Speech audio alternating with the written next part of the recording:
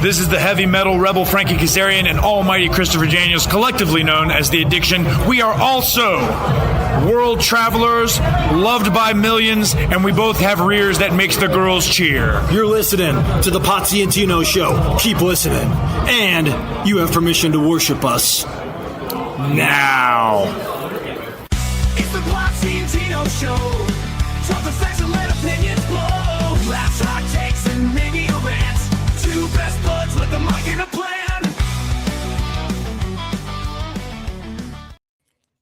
Ladies and gentlemen, boys and girls, children of all ages, the Pots and Pans Network brings to you its tag team champions of the world. Yeah, the world. Road Dog Tino Gray, the badass Rob Potsy Potchak. That's right, we are the Potsy and Tino Show. Sorry, I'm looking at like 8 different things because I decided not to put us on Twitch tonight, Tino, because we always get that one random. If you want more viewers, click on this, that thing every week that goes in the comment section.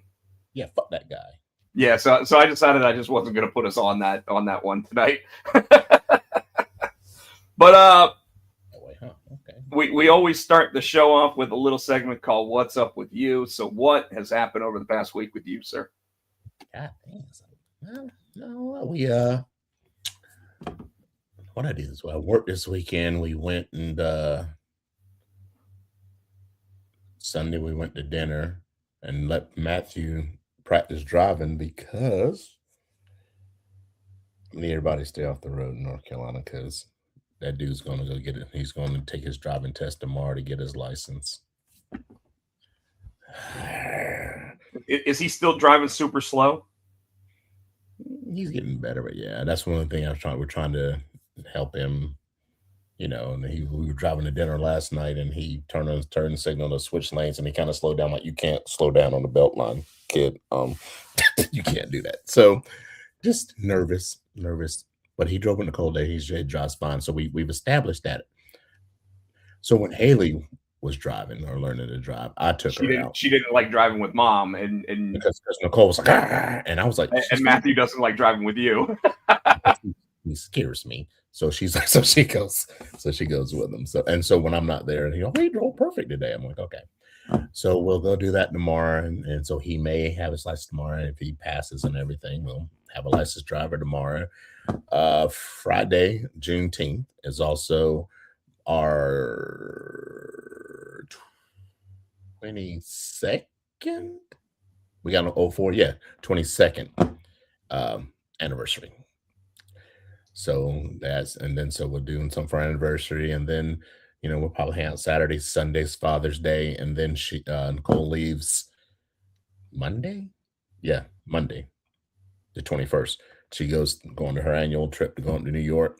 She'll be there about a little over a week and a half because she comes back because our reservations are on the 4th, so we check in at the beach, and then we'll be gone a week. So a lot's happening within this short little time frame. Well, I get that because I got a lot of travel coming up. I obviously just got back from Charlotte, which I'll talk about in just a second. But I've got Chicago from the 26th through the 30th. I might not be able to do a show that week because I think I fly back Tuesday, but I might still be able to because I might be able to do it from my hotel room. Which week? 26th through the 30th. So that is it's the week of July 4th, but it's the beginning of the week. So that's Monday the 29th. Probably because that's 6th. Obviously, I'll be at the beach drunk, so we probably won't do a show that week. Like no, or I won't be on. If you do one. Well, yeah, because I'll be home by the 6th, because even if I go visit my sister down at the beach, I'll be back by the 6th. So I'll be doing a show that day, but the 29th, I'm not sure if I'll actually be able to. Obviously, it depends on hotel Wi-Fi. So, if I do it that night, it'll be from my iPad, but we may be able to get a show in on the 29th. But so remember last week I had the stomach flu when I was on here. Mm-hmm. Whatever it was. Could have been norovirus, could have been stomach flu, could have been, no, definitely not that. Definitely not that.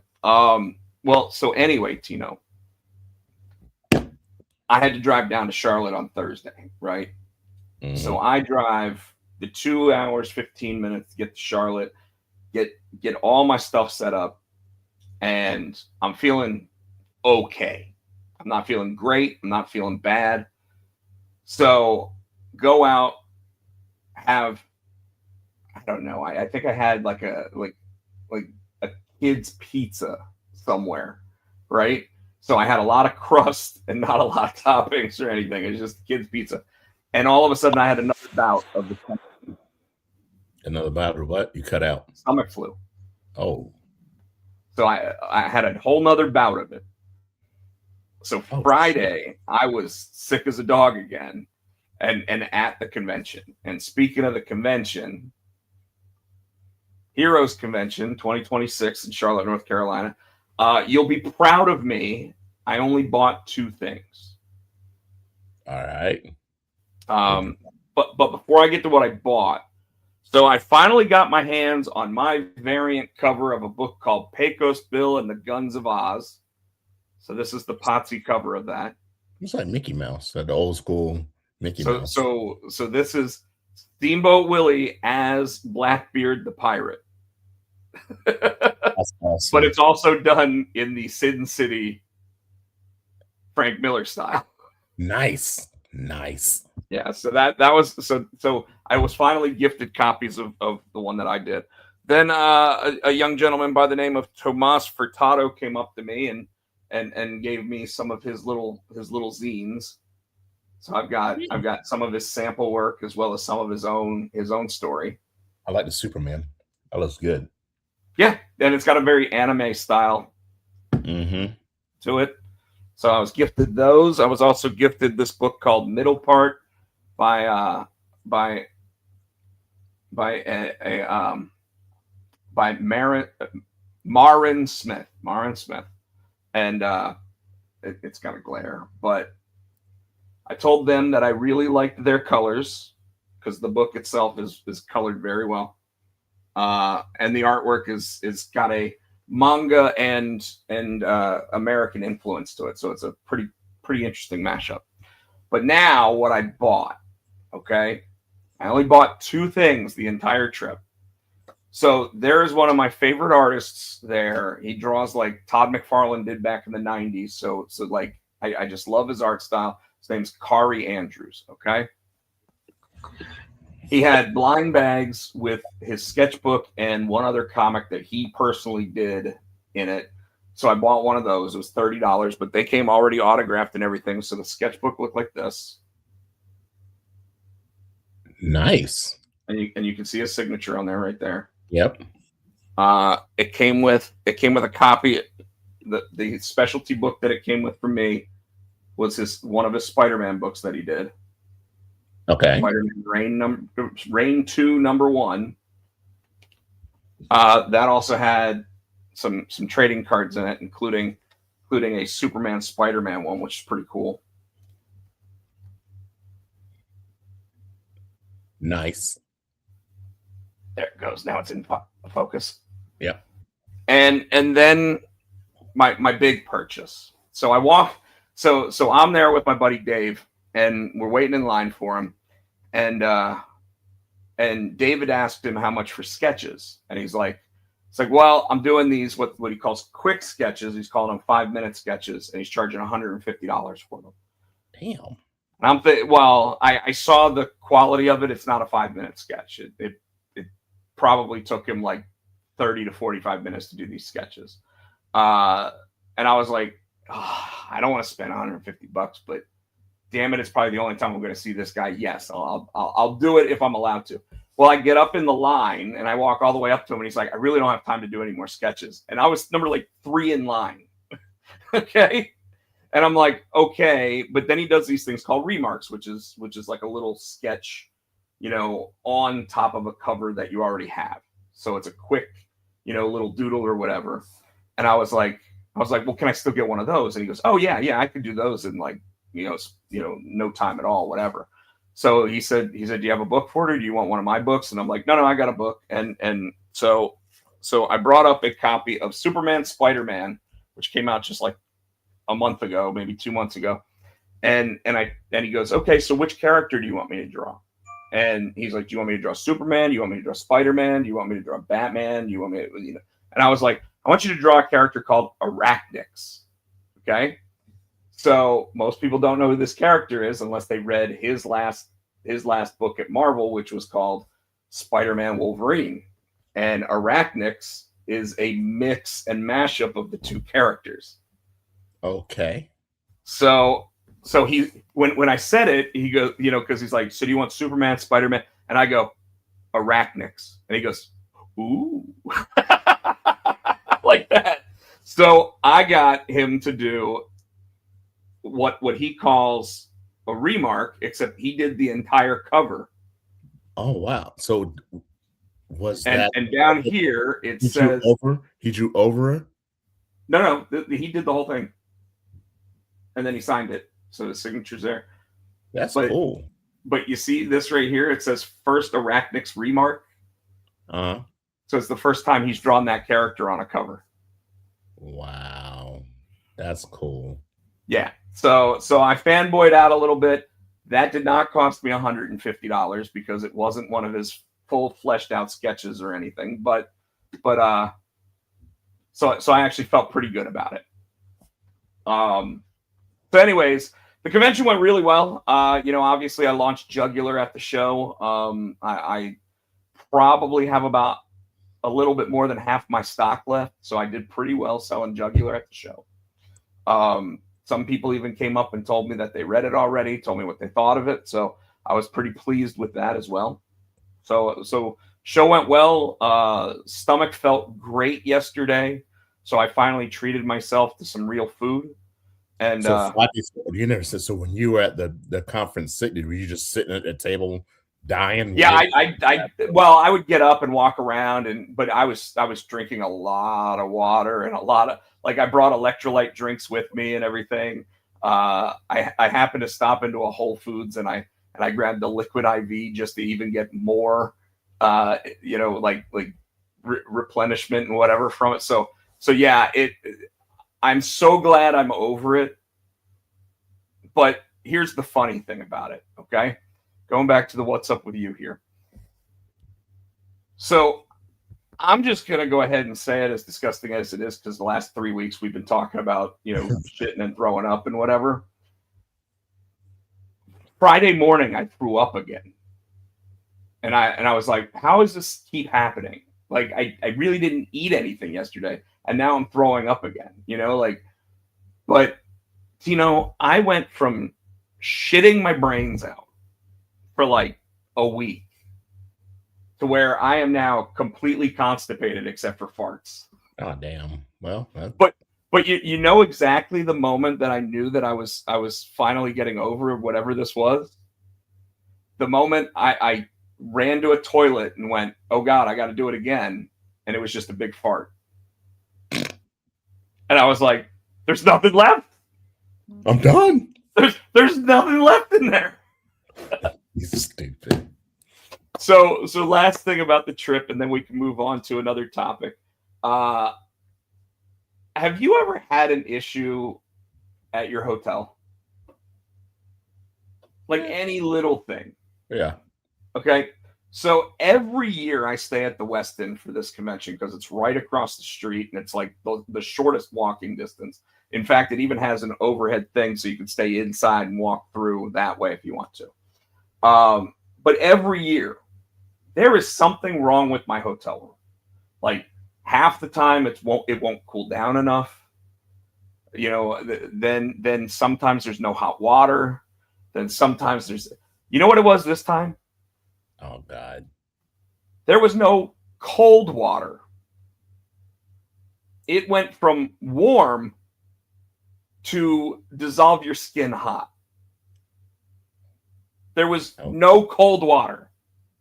Well, I like hot showers and stuff, so and that's perfectly fine. But when you're trying to stay hydrated and trying to drink a lot of water. Yeah, I see the problem. Gotcha. So, the first day I had all the bottles from like the electrolyte drinks and whatever, filled them up with water, threw them into the fridge. It's the only way I could get any cold water. How ridiculous is that? The ice bucket and put it in like an ice. Put the bottles in the ice. So I didn't even use, because I had a fridge, I didn't even use the ice bucket this time. Got you. Like everything I had, if I wanted it really, really cold, I threw it into the freezer for a while and then moved it down to or just put it right under the freezer part because that's always colder. But when I got to the room, and here's a trick for everybody out there. When I got to my room, the freezer was on number 1 and it went up to number 6 in terms of the coldness. Right. So anybody that claims that their fridge isn't cold enough when they get to their hotel, check what it's turned to, because they turn it down so it doesn't use as much power. So you turned it back up to 6. Oh, I turned it all the way up. And that thing may, because the other thing I do when I'm on these trips, I when I went to San Diego last year, I didn't have what I'm getting ready to talk about. So I basically started this nice little quick hack, how travelers and everybody always have their little have you never tried this kind of thing? Well, what I normally do is I take one of the bath towels, I soak it, and then I put it into the freezer. And the reason why is because if you're in like San Diego or something and it's 85 degrees and you're walking around in that hot heat, and no matter what you're wearing or whatever, you're sweating your ass off. When you get back to your room, you grab that towel, you put it around your neck or whatever, and it's like instant replenishment, right? Or if you've been talking all day, you're dehydrated, you got a headache or something like that, you rest it right over your forehead and lay down on the bed and it fixes you. But I went on Amazon and they have these things called Feral Ice masks. Mm-hmm. And they're like gel masks, except, it fits around your whole head. So I bought one of those, and now I do the same thing with that. And Friday night, when I was feeling like complete ass, I told everybody I'd go down to the drink and draw, because they do a drink and draw on Friday night where you draw on coasters that they then put up for auction to try to make money for Parkinson's research. So I ran down, I did a couple of those, I posted them on my Instagram. But as soon as I got done, before I even did that, because that started at I want to say that started at 8, but the convention ended at 7. So I went back to the hotel room. I put that mask on. I was out until almost 10 o'clock. So I woke up, took the mask off, was like, well, guess I'll go down to the drink and draw. Well, and the reason why was because, you're thinking, okay, it's 10 o'clock. You're already not feeling well. Maybe you just stay in bed. Except I was just sleeping from 7:45 to 9:45. If I tried to just go back to sleep, it might happen, but I'd be up at 4 a.m. Oh, yeah.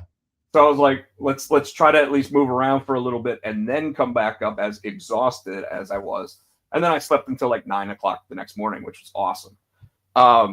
So quick hack for any traveler, and this especially is when you're at somewhere warm or hot.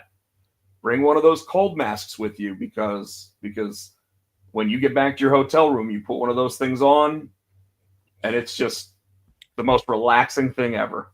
It don't matter if I'm in a hotel. You can hang meat in that shit. I go as long as it'll go. And usually around 63 or something. But then I'm wake up and I'm all congested and stuff. So I gotta turn it up a little bit.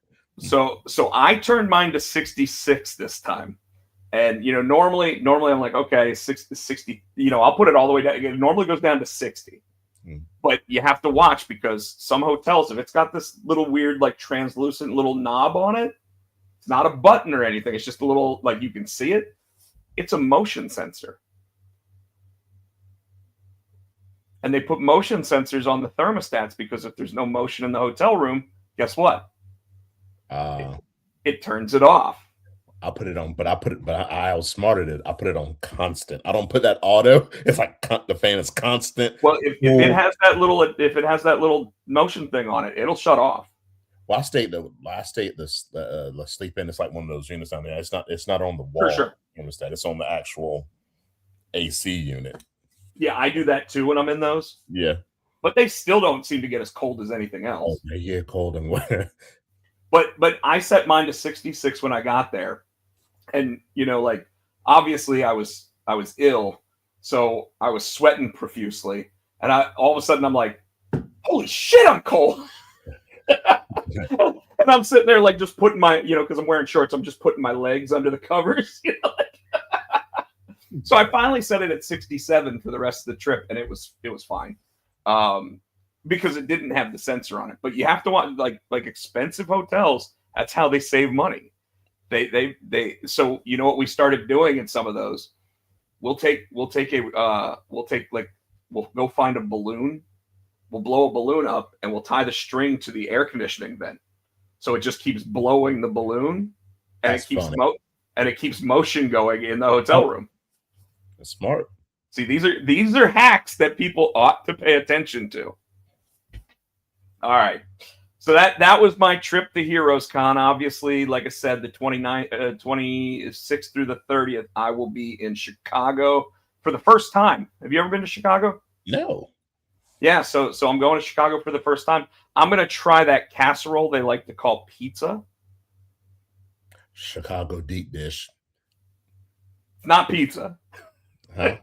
It's a casserole. What do you mean it's a casserole? I love deep dish pizza. Yeah, but it's not pizza. Why? Well, because pizza, you go crust, sauce, cheese. In Chicago, they go sauce, cheese, which is like a casserole, or they do crust, cheese, and then just big giant chunks of tomato on there.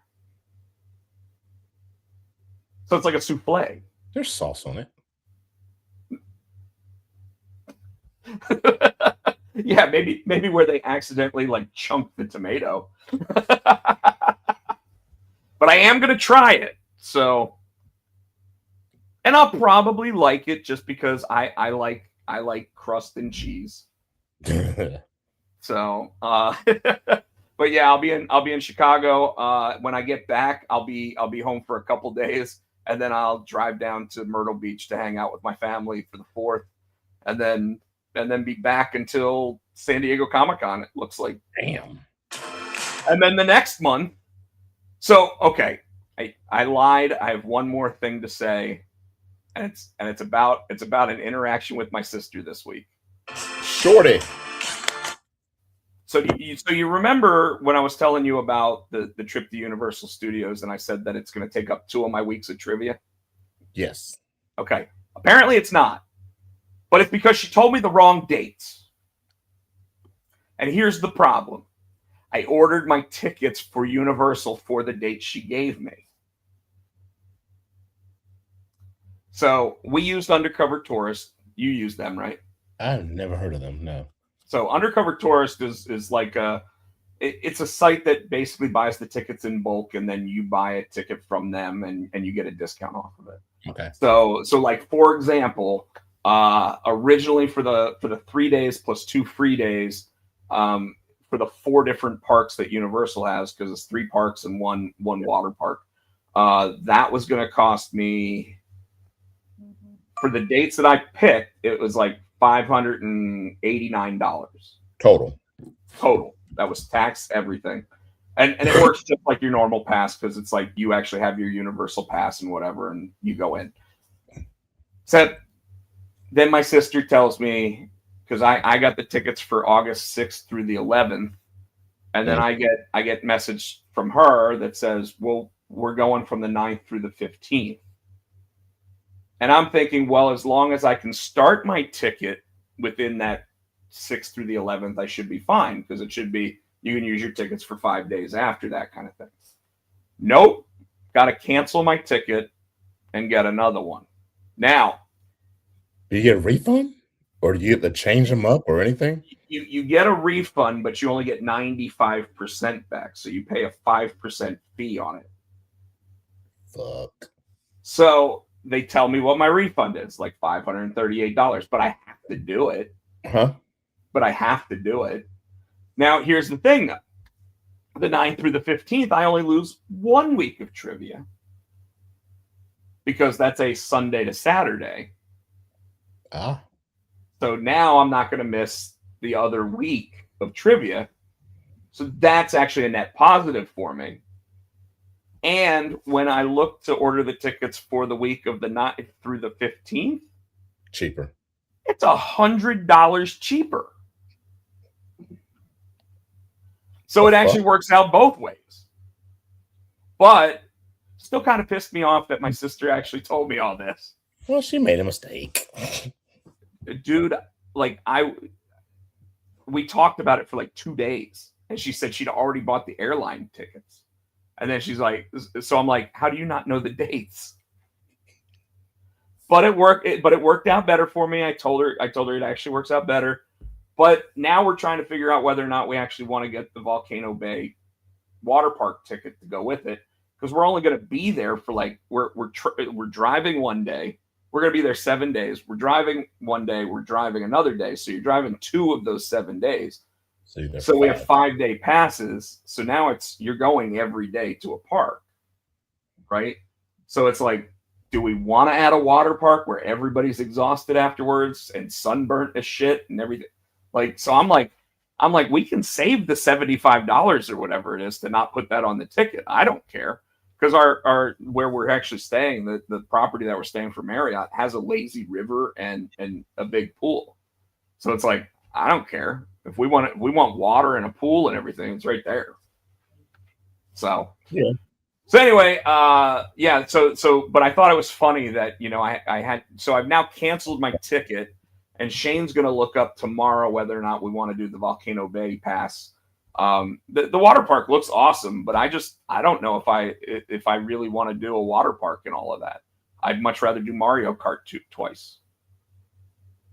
So, anyways, let's go ahead and talk about what we watched this week. Apparently, we both watched vampire shows.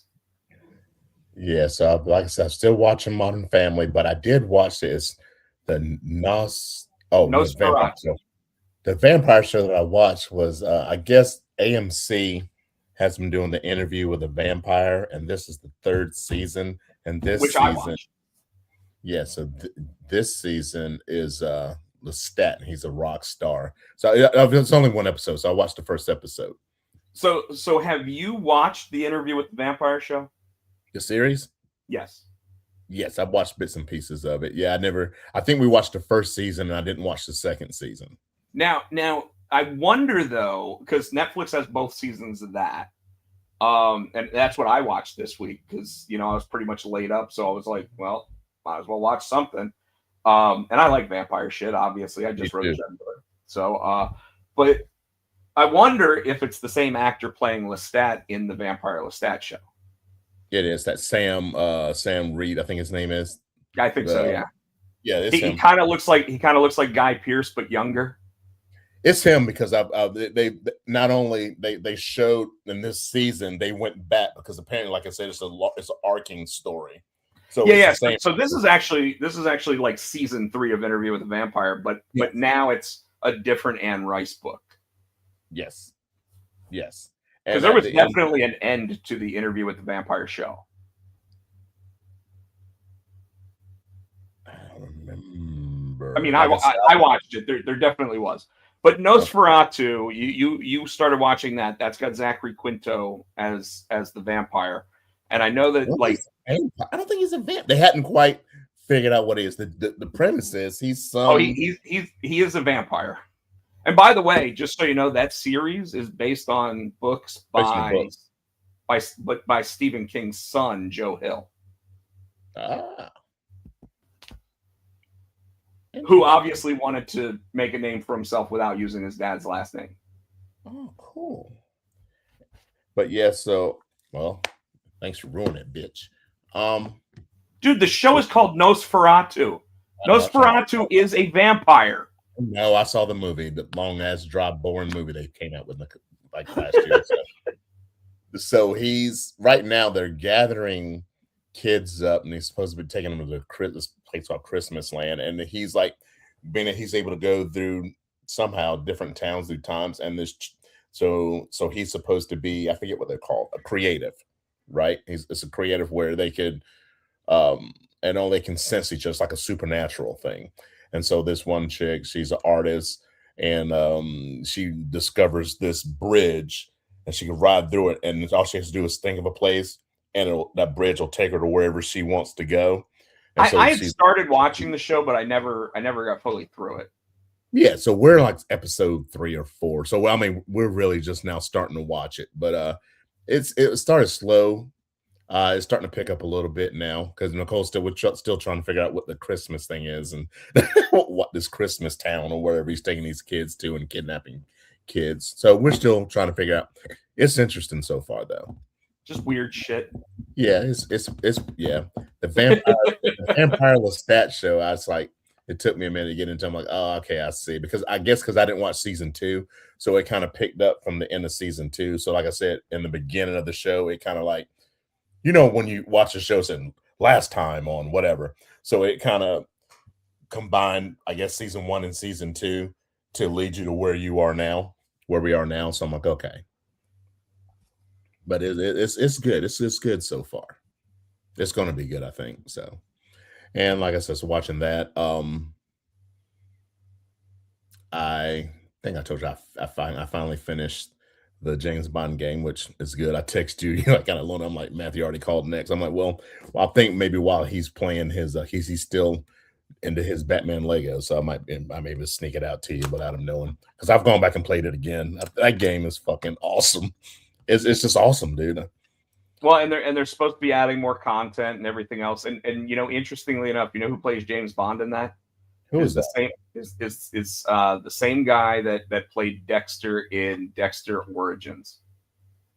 Okay. Patrick something. Not Patrick Dempsey. Patrick.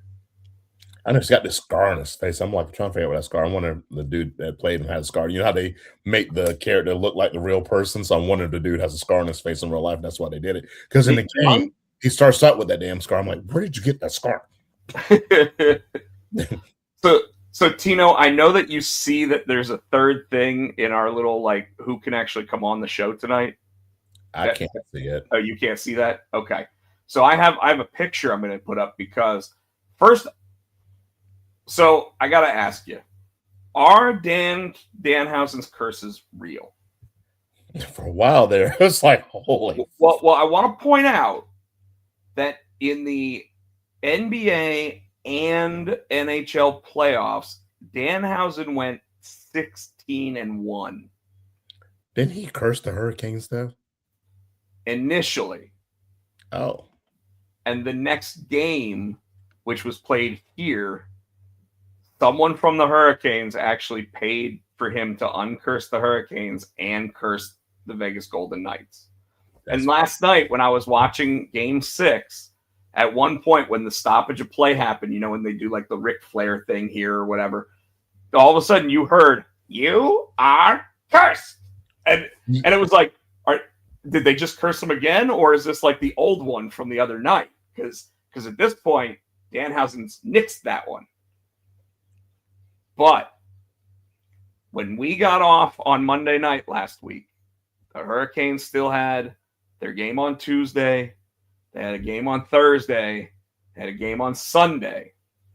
And they lost on Tuesday, I think. No, they won on Tuesday. They won on Thursday. And they won on Sunday to be your Stanley Cup champions. And Tino, they took their goaltender out after game in the middle of game 4, Freddie Anderson, and it's because he was hurt. He didn't let anybody know he was hurt, but they decided to go to their backup, Brandon Bussey. Well, Brandon Bussey, just so you know, last week I was telling you he hadn't played in like 2 months. But that's not it. This guy was an undrafted player. He spent 5 or 6 years in the minors.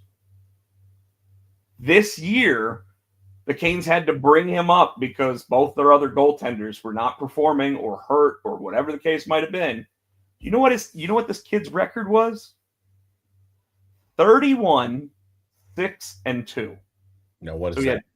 That means he had 31 wins, 6 regulation losses, and 2 overtime losses. Oh, shit. So he went 31-8. And then they weren't going to use him in the playoffs until Freddie Anderson got hurt. He comes in, And in game 3, when they lost in double overtime, he gave up 1 goal. And it was the weird one that went off the back of his skate and blah, blah, blah. In game 4, he gave up 2 goals. In game 5, he gave up 1 goal. And to clinch the Stanley Cup final, to give Carolina only its 2nd title ever, he gave up 0 goals. He shut them out in the final game. He had a save percentage of 93%. Oh, God. Freddie, who left with injury, had an 85%. They probably wouldn't have wanted Freddie stayed in. Well, and that's just it. But he did take them to 13 of the 16 wins. Brandon Bussey came in as a rookie in the league. His first 3 Stanley Cup playoff starts were in the final. He's a hero. And yes, and you know what? Next month he's getting married. Wow. Jordan Stahl, 37 years old, the team captain, came to the team, I believe, in 2012. He's been with the team for 14 years. Yeah, it's been a minute. In 6 games, he scored 6 goals. So he scored a goal a game. Mm-hmm. He became only the 4th player in NHL history to score in 5 straight games in the Stanley Cup Finals. Wow. And he took home what they call the Conn Smythe, which is the playoff MVP. And he's the oldest player to ever do it at 37 years old. He also is now the oldest player or longest time between winning your first Stanley Cup and your second Stanley Cup, beating his brother by 4 days. Oh, damn. That's beating his brother Eric Stahl by 4 days. Now, I have a picture I want to show you. This picture is Rod Brindamore, the team coach. This guy's got a nickname, Rod the Bod.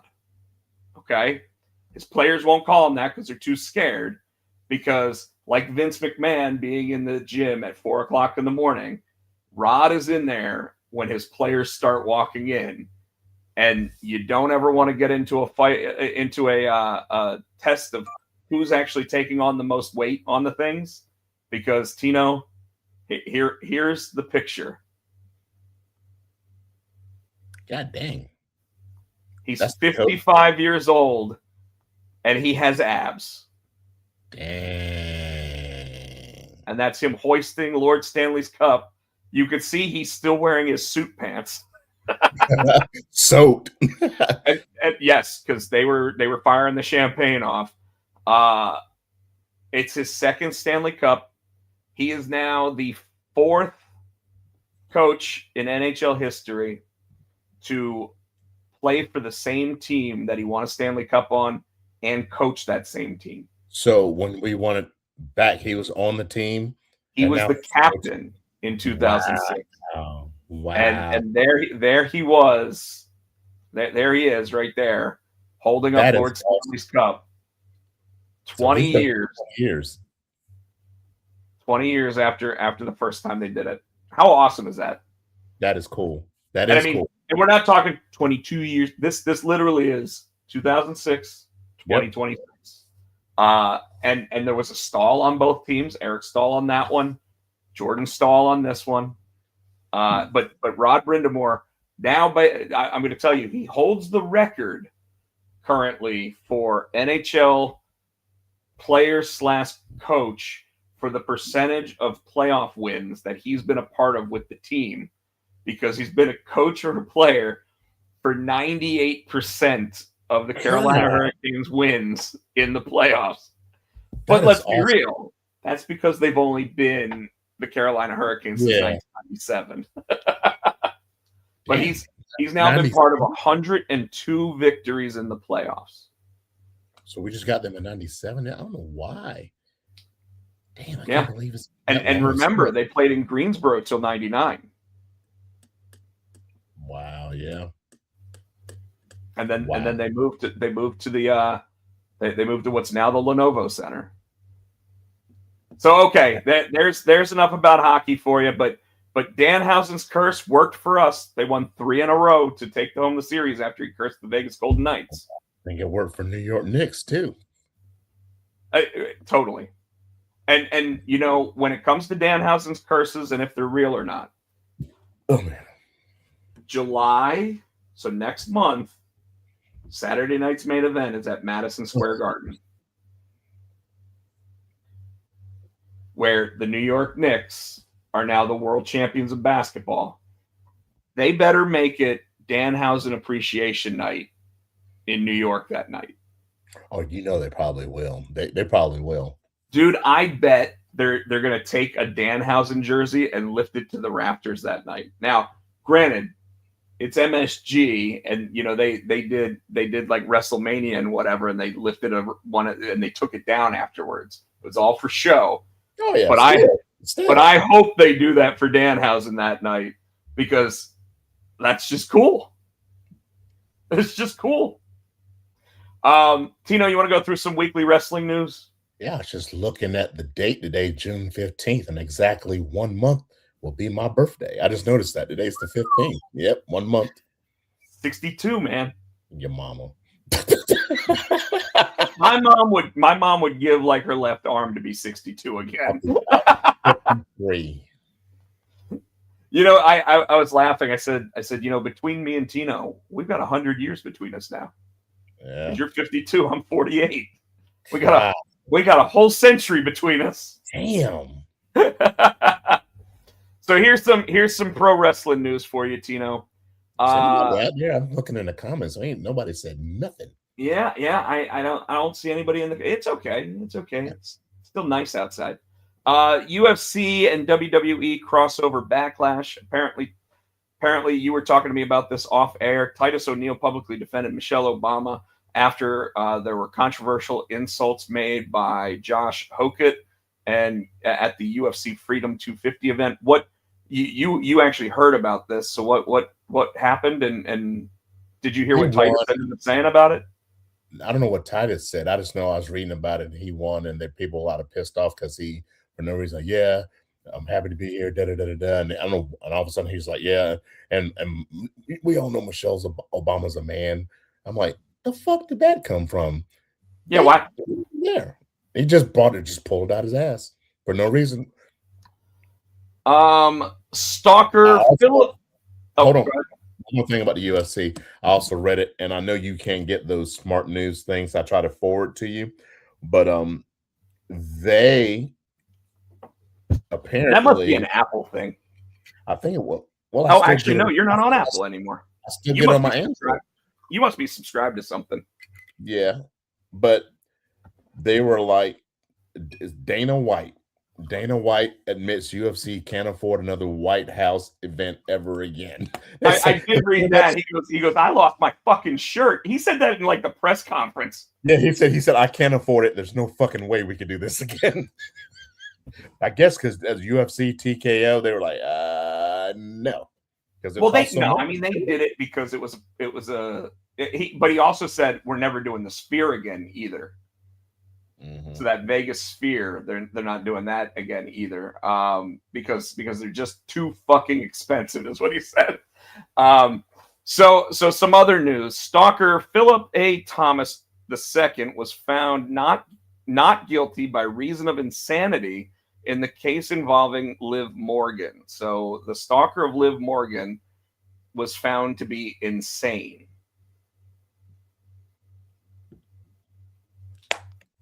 So hopefully he's in a facility somewhere for insanity. Hope so.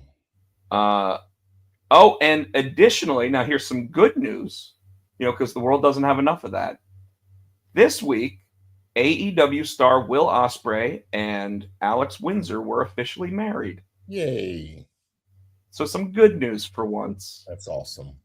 And then the last bit I've got here is that there are backstage reports confirming that Drew McIntyre will be away from the WWE longer than initially expected.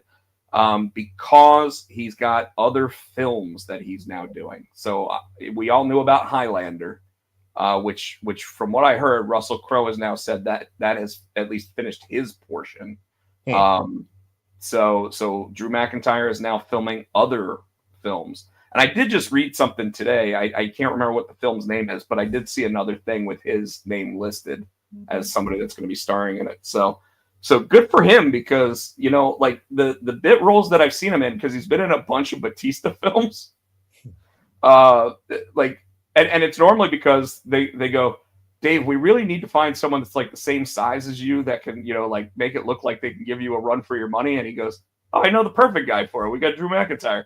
And then Drew comes in and they're like, all right, get the stunt double out here. And the stunt double's like half their size. And they're like, guys, we can do the fight. This is what we used to do. And Drew's like, it's what I still do. So they go in, they actually do the fight scenes and everything. I thought that was pretty funny. But yeah, so it looks like he'll be gone a little bit longer than originally anticipated, but good for him. You ready to talk some of the happenings from this week? Yeah, let's do it. All right. You didn't get to watch Raw before the show last week, so let's go through that real quick. We had Sol Ruka versus Lyra Valkyria for the Intercontinental Championship. We had Penta versus Rey Mysterio for the Intercontinental Championship. Apparently, they're just passing that Intercontinental Championship between the four of them. I'm kidding.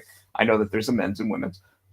Seth Rollins versus Ricky Saints versus Tala versus Javon Evans for the King of the Ring qualifier, as well as Chelsea Green versus Liv Morgan versus Becky Lynch versus Alexa Bliss for the Queen of the Ring. I didn't like that match. I'm going to say right now, even before we talk about it, I didn't like that match because who won, but also because 3 of those women have been world champion already. Yeah. But let's go ahead and start at the beginning of the show. We had the Ruler come on out, and he basically said he's going to run through everybody in the King of the Ring. And then Dominic Mysterio comes out, and he's like, I'm not scared of you. I'm the AAA Mega Campeon. And then JD McDonough hits Obafemi in the back with a chair. It doesn't phase him. And when Obafemi turns around to look at him, JD McDonough's head got like 3 sizes bigger with a big scared face. And Oba just happened to clobber both of them. Yes. And then later on in the night, they do a backstage segment, and Dom's like, our plan didn't work. I'm digging. Then we had the Alexa Bliss versus Chelsea versus Liv Morgan versus Becky Lynch match. The match I felt was short. It was like 12 minutes. Especially when you had 4 people of that level of talent going at one time. You're on Netflix. You can go as long as you want, but for some reason they're like, nope, we're not going past 2:37. Whatever that means. That's a weird time. And Tino, who won this match? Liv Morgan. Why? This felt highly choreographed, but we don't mean in a bad way. No, I thought the match was fine. Yeah, I mean, you had 4 of the best. You had 4 of the best in the business going. But this is the moment where Chelsea Green should have gone over. So you know what? I'm going to say right now, get Michael Hayes the fuck out of the booking room. Because I'm tired of that old fuck sitting there thinking that he knows better than us about what we want to watch. Yeah. I thought what was the problem with Vince McMahon on the way out the door, besides, wanting to put poof in women's hair and shit? He thought he knew what we wanted. And he obviously did not. I mean, but his formula worked. I mean, he brought it to... but he started going insane. Yeah. And Michael Hayes, as soon as he started borrowing all the Godfather's clothing, like, he started going insane. No, he was insane before that. I didn't like him when he was fucking Freebird, but that's a whole... Yeah, you're probably right. I've always hated Michael Hayes. Yeah, I'm not a fan. Hendrix, fuck him. Well, and I love how Booker T's like, Michael's blacker than the rest of us.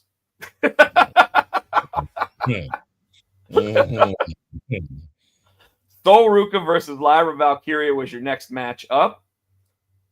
I'm gonna say I don't know if intimidated by the bigger crowds, but I don't think Sol Ruka's translating to the main roster like they thought she was going to. Yeah, I'm kind of disappointed in it. But I thought she was ready for the big time. I mean, she was so good in NXT. I thought she would, but maybe she wasn't. Maybe she should have stayed down there a little longer. I hate to say it. I mean, you gotta swim when you get to the main roster, right? And right now they're giving her a lot of pool, and she's not Maybe she got comfortable. Maybe she got comfortable and just a little too complacent into, hey, I'm good because she was in NXT. And now, you get up like you with the big boys now, you got to fucking suit up. Yeah. After this match, I mean, Ruka did use the Soul Snatcher to get a clean win. Like I told you, at this point, I do think she needs a secondary finisher. I think the Soul Snatcher needs to be brought out in big moments. Yeah, because she's botched it more than she's hit it, unfortunately. Yeah. And it could be the ropes are tighter, could be any number of things, right? But you can't. And I'm not throwing shade on her. I love Soul because she's a fucking amazing athlete, but yeah. Well, it's the same thing that we see with LA Knight. How often has he slipped off the top rope, or this past Friday he accidentally calls Jay, Jimmy, and Jacob before he finally got the Joseph Heimer Schmidt. That shit was hilarious. Backstage, Chad Gable is shown apologizing to Penta. I like it. I like what's going on with that. Chad Gable's finally getting some rub. I need to see him wrestling though. Like he also hold on. He also apologized. Hold on a second, dude. He also apologized to Ray, and Ray told him, hey, you need to apologize to, somebody. So I think he's going to apologize to Alpha Academy. Yes. And I noticed tonight he is fighting Rusev. So I think they're about to put him in that Intercontinental chase. And if I was watching something on TikTok, and I totally agree, he needs to leave SummerSlam with that Intercontinental belt. Well, I have another theory about SmackDown that I can't wait to talk about because might be something that just has us both go, oh, if they do it. But yeah, I love what they're doing with Chad right now. And later on, there's obviously something there. Then we have LA Knight come out. LA Knight gets on the microphone, says he wants the championship, and he's oofalafa this and oofalafa that, and brings out Jimmy Uso, and it's all for nothing because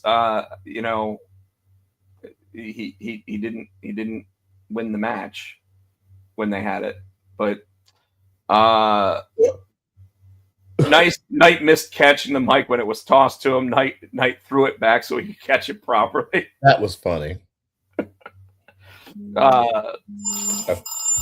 kind of like when Vince McMahon, they threw that mic at him and he missed it and he threw it back and said, "You do it right."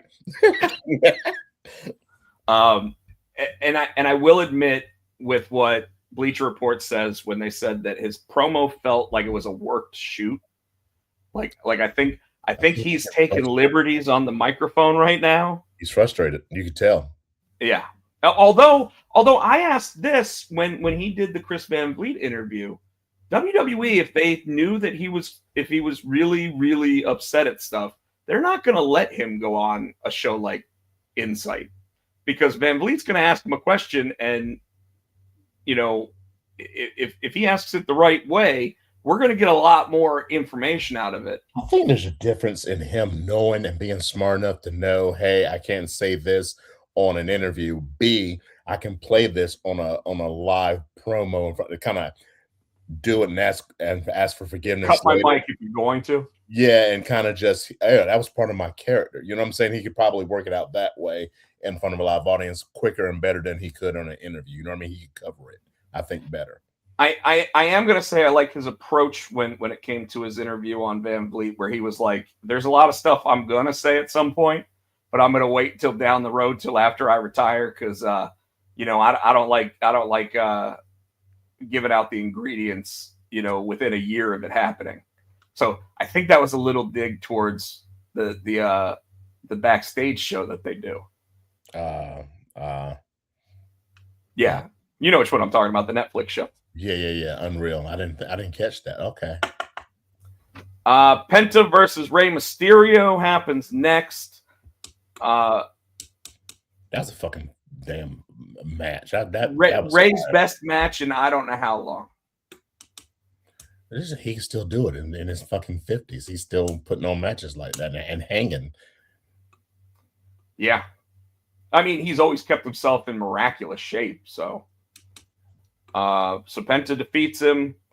The screen went black for a few minutes during the middle of the match. Gotta love Netflix. Javon Evans versus Seth Rollins versus Tala Tonga versus Ricky Saints. That was a surprise. That was a happy surprise. I thought this was one of your like I thought you were almost picking this. Okay, when I say surprise, that's what I want. I didn't think they were going to do it. That's what I meant when I said a surprise. I didn't think they were going to do it. Yeah, so I wanted it to happen. I didn't think they were going to do it. So I'll tell you one thing I was disappointed in with this match is that we were led to believe that Seth Rollins was done with the Vision. The Vision's not done with him. The same old fucking storyline. But they're rehashing they're doing it with the Vision. They're doing it with fucking Bloodline. I'm done. Yeah. But I do want to go ahead and say congratulations to Javon Evans for winning this. It sets up really nicely for your pick to win it all, Dominic Mysterio and Javon Evans. And that's not even talking about the SmackDown match that happens because there was another qualifier on that. Roxanne Perez told Liv Morgan she wanted her and Rodriguez to fight in the tournament. She might not be in Judgment Day much longer. That seems to be obvious. Wasn't so during the Penta and Rey Mysterio, wasn't there a beatdown from Rusev and Ethan Page? Yeah, because Chad Gable came out to make the save. Yes, because they snatched Ray's mask. Yes, and then Gable came down and gave that delayed suplex to both of them. So fucking awesome. That move is so fucking pretty. You know, when he hits mid 40s and all of a sudden he throws his back out from it though. Yeah. He's a hostage. I mean, he's in the best shape of his life right now. Let's not argue that. Yeah. But I mean, like, yeah, when he did it to Rusev, though, I was like, okay, I know he can do it to Otis, but does he really want to do it to Otis? That kind of thing. What would you grade Monday Night Raw? I was happy with it. I'd give it a B. I was thinking a B minus. Yeah. So. Sorry about that. Thank you. All right, let's move on to NXT. Next. I did hear that the radio people were actually talking about this being a really good NXT this week. Mm-hmm. Let's see. So we start off with Fraxium versus Noam Dar and Romeo Moreno. Hold on a second. Yeah, keep going. Match was excellent from start to finish. I mean, you got Fraxium, who obviously is main roster material, versus Noam Dar, who knows how to make a hit look real. That was a good match. Yeah, I mean, Bleach Report gave it an A, so I mean they loved it. And like I said, when you have Fraxium, you know, as good as they are, and then you have them, you know, working any other team, they're going to bring them up to their level. So excellent match. But Axiom and Frazier do win the match.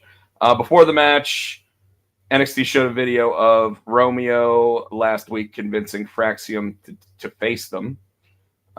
Vic Joseph talked about the connection between the Spanish wrestlers, both being from Madrid. And at the end of that match too,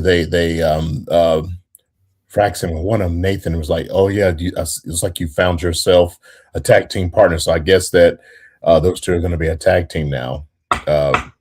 Noam and the kid Romeo. So I think they're going to be a team now. They're going to be a tag team. Number one contender for the NXT Championship, Mason Rook versus Naraku. Now, can I, I like Naraku so far, but can I just say that he kind of looks like if Kenny Omega was wearing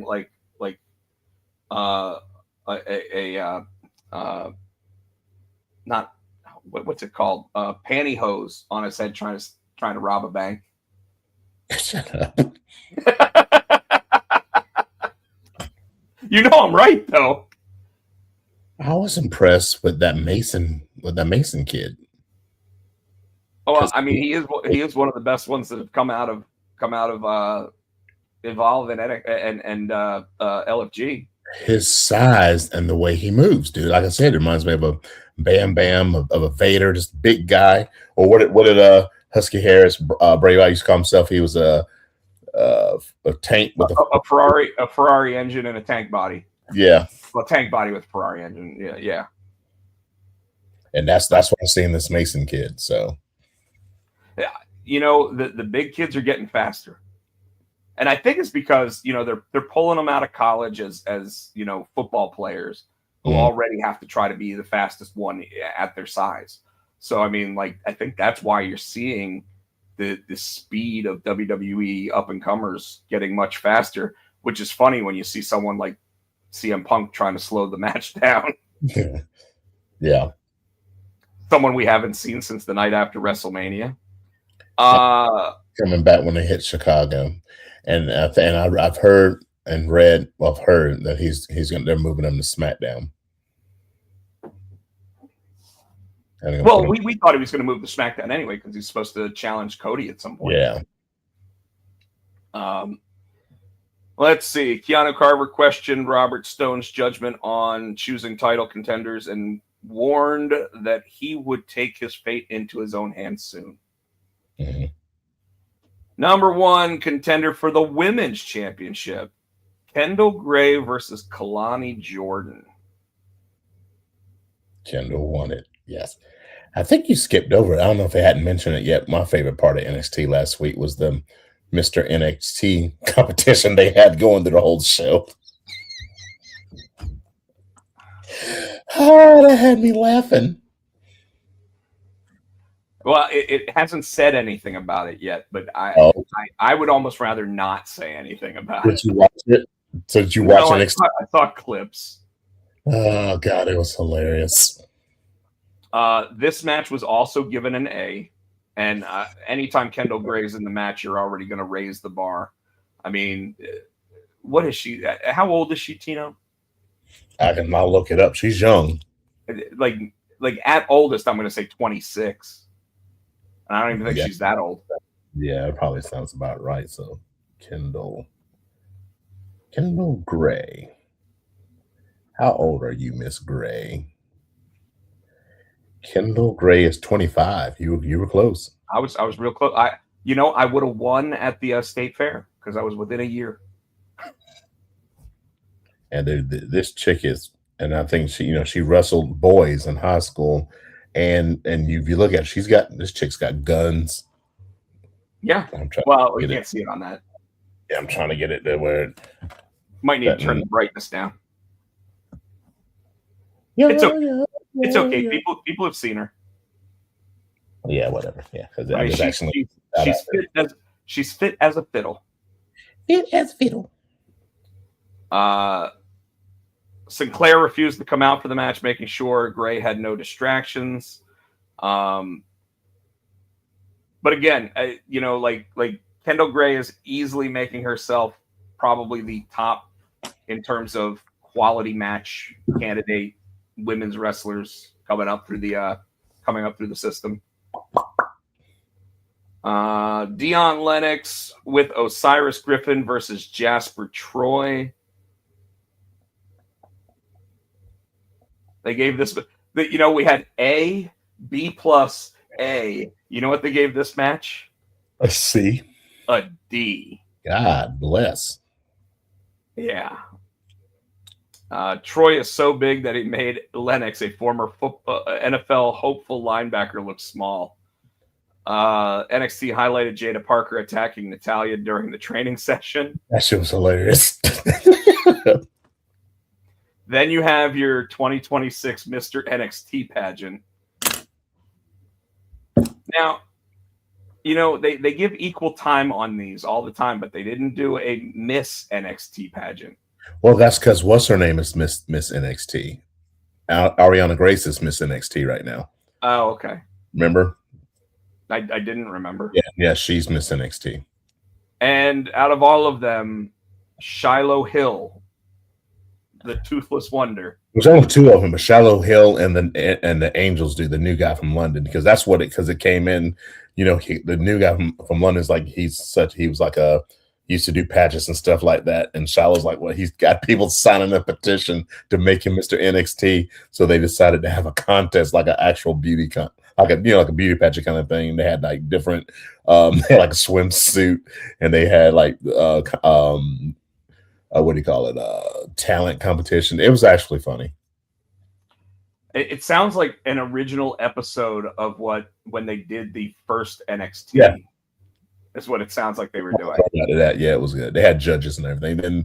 But then the fans got the, you know, they get a little QR code and you scan it and they said, who do you want to win? And you voted for who you wanted and all that stuff. So it was cool. It was different. Isn't that what they did with the original NXT?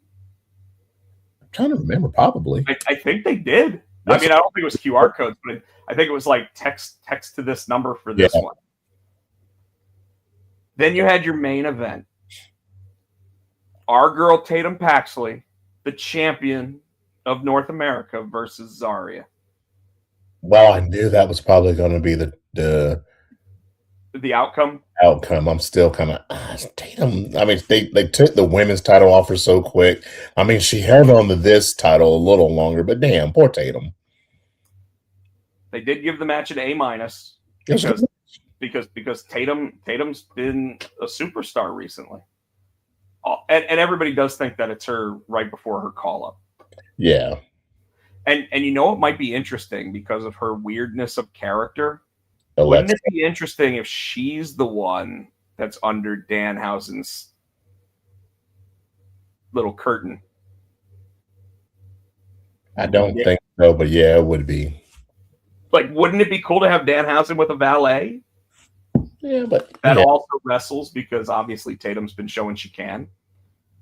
I would like that. I think that works. All right, let's move on to the competition. AEW. This night started with this night started with Jon Moxley versus Shane Taylor for the Continental Championship, Tino. And I got to start by saying I knew Jon Moxley was going to win this match. Duh.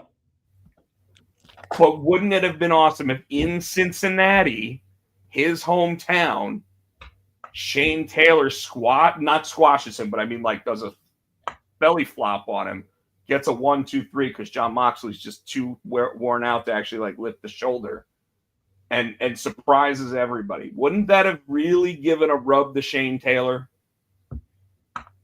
It would have, but you're not going to do it. But what happened after the match? They had Shane Taylor beat his ass. Yeah, and they had all the Death Riders come out. Even Marina Shafir came out and got her ass beat. Yeah, the Shane Taylor promotions beat the fuck out of all of them. Now, it didn't mean squat because Shane Taylor lost the fucking match.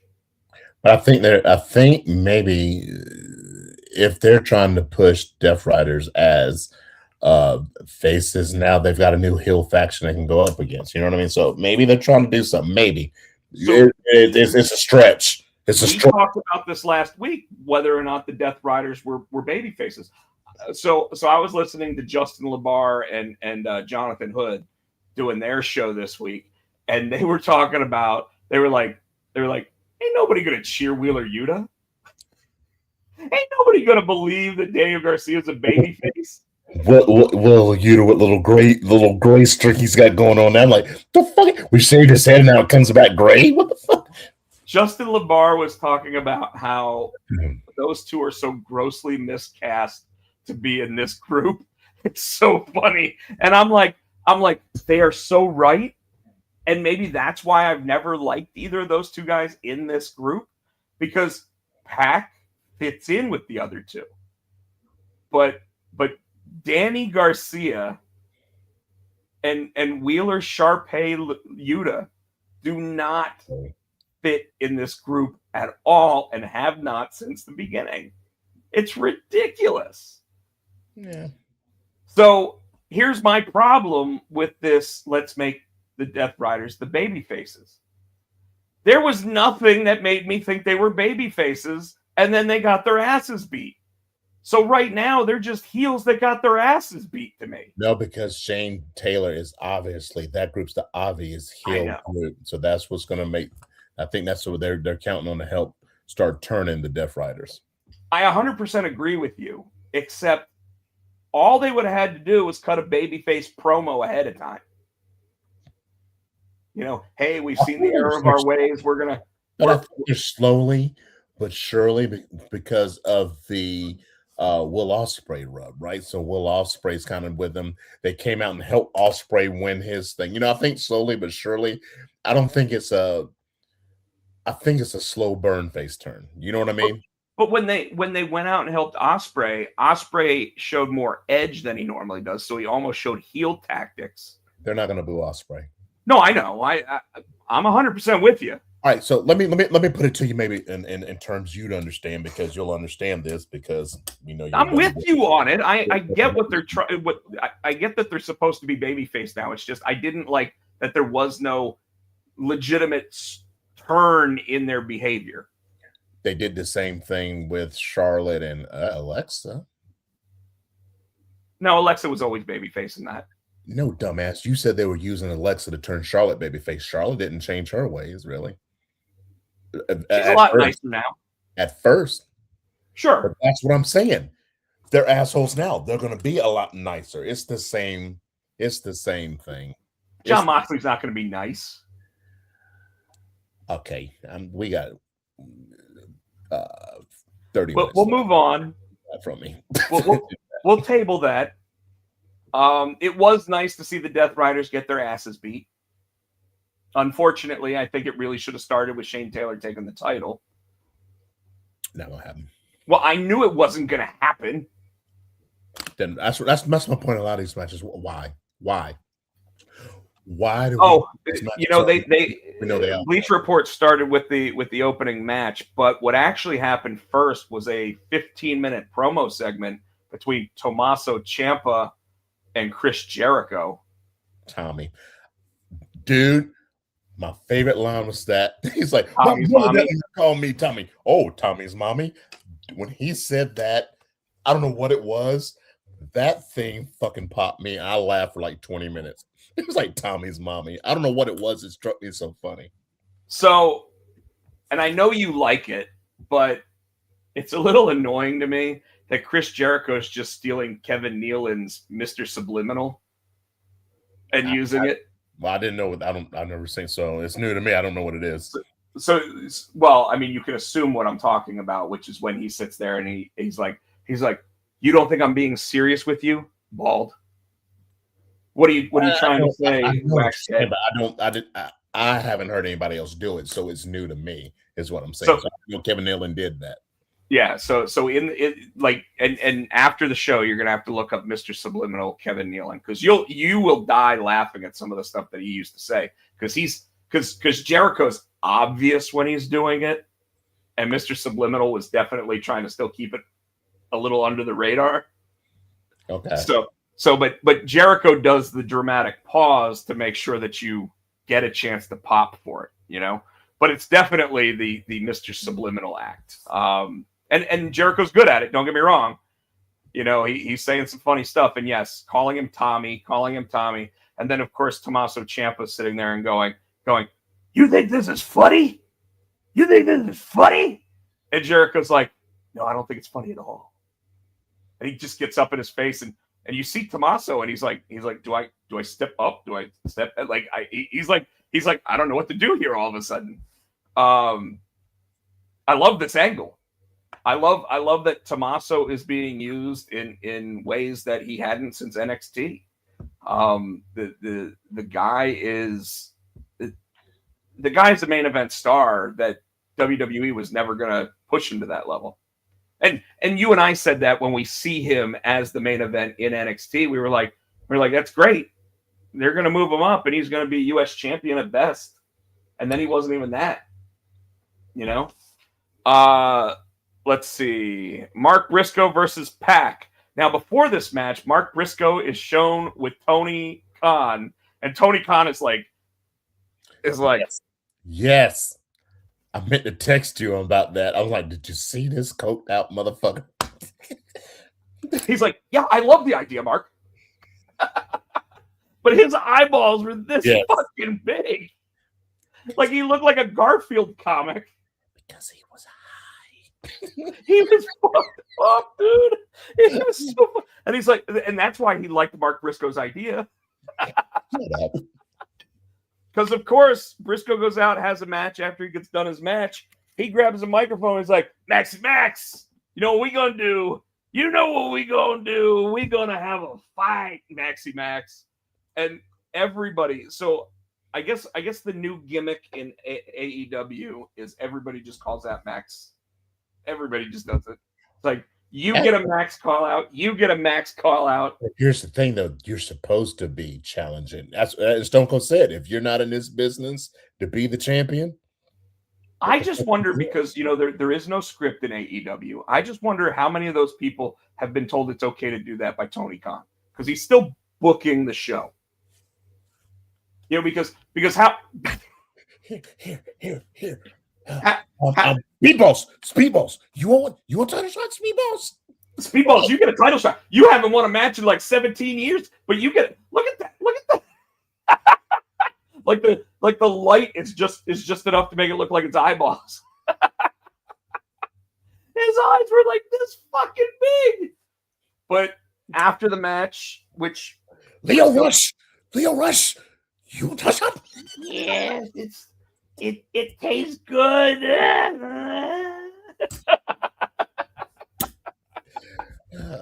I love that character.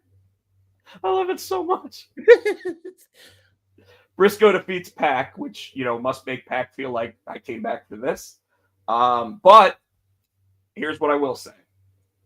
The passion and the energy and everything else, I love Mark Briscoe. That's what I said last week. Yeah, well, you've said it for weeks.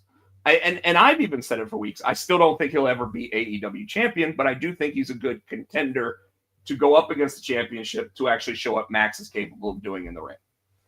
I could be proven wrong, just like I was with Darby. I don't think so, though.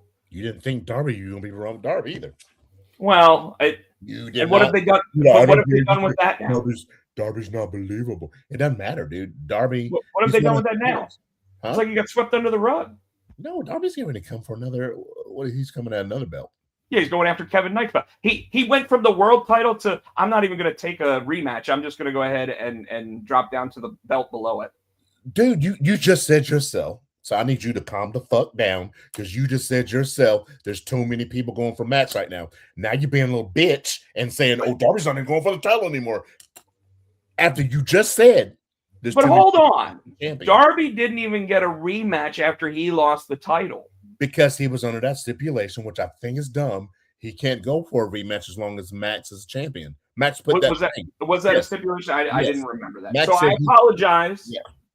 So I'm apologizing. I'm throwing up the hand. You know, if I had a white flag, I'd be surrendering on that one for you. I like how you're like, bitch, I got you. it's not D'Lo.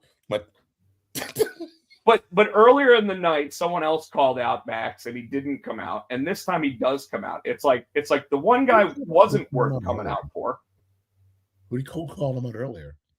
I don't remember, but I know that someone called him out first.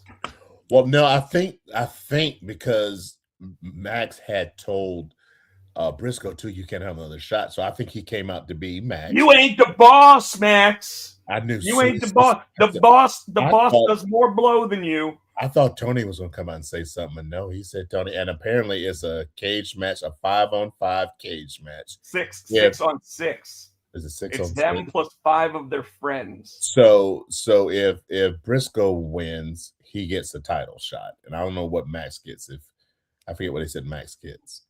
I don't know if he actually said what Max gets, but this has to be blood and guts, right? And it's still cage though. They're not going to be able to fit 12 people in one ring.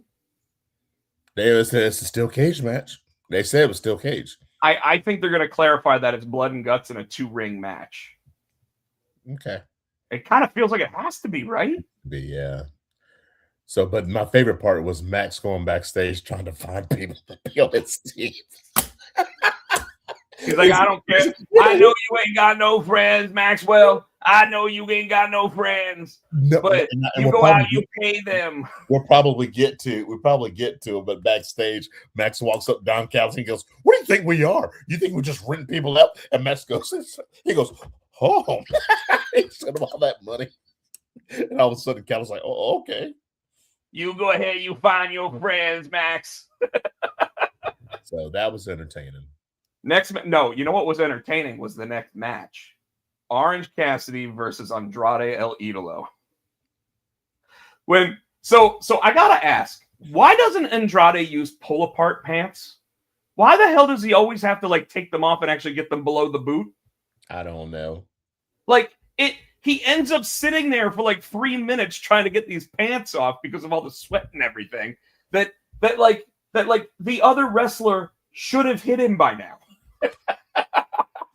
So this match was good, but I think my favorite part of the match is when he went out to the crowd to take that picture, and all of a sudden Leo Rush shows up with the camera. Dude, have you gone to Leo Rush's Instagram? He's got the selfies. And then he got Orange, and Orange is playing out that he's scared of him. He's like, and Orange is like. Well, my favorite part, obviously, is what most people's favorite part was, and that was when Orange Cassidy did the pull away jeans. Yes, but his just and they were off. Andrade sitting there looking like the Undertaker trying to take his jacket off at Raw 250 or whatever. You know what I'm talking about. Getting caught in the jacket. El Idolo wins this match, and of course afterwards, starts talking about wanting his title shot, and then he looks at the crowd and he says, "How you know? How you know?" Which maybe it's growing on me. I don't know. Callis yelled at Andrade to stomp his nuts at one point in the match. Just randomly saying "how you know" makes no sense as a catchphrase. It was much funnier when he was saying it to people just to frustrate them. How you know? How you know? Sky Blue versus Maya World, who takes the place of the injured person from the Owen Hart tournament. And poor Sky Blue.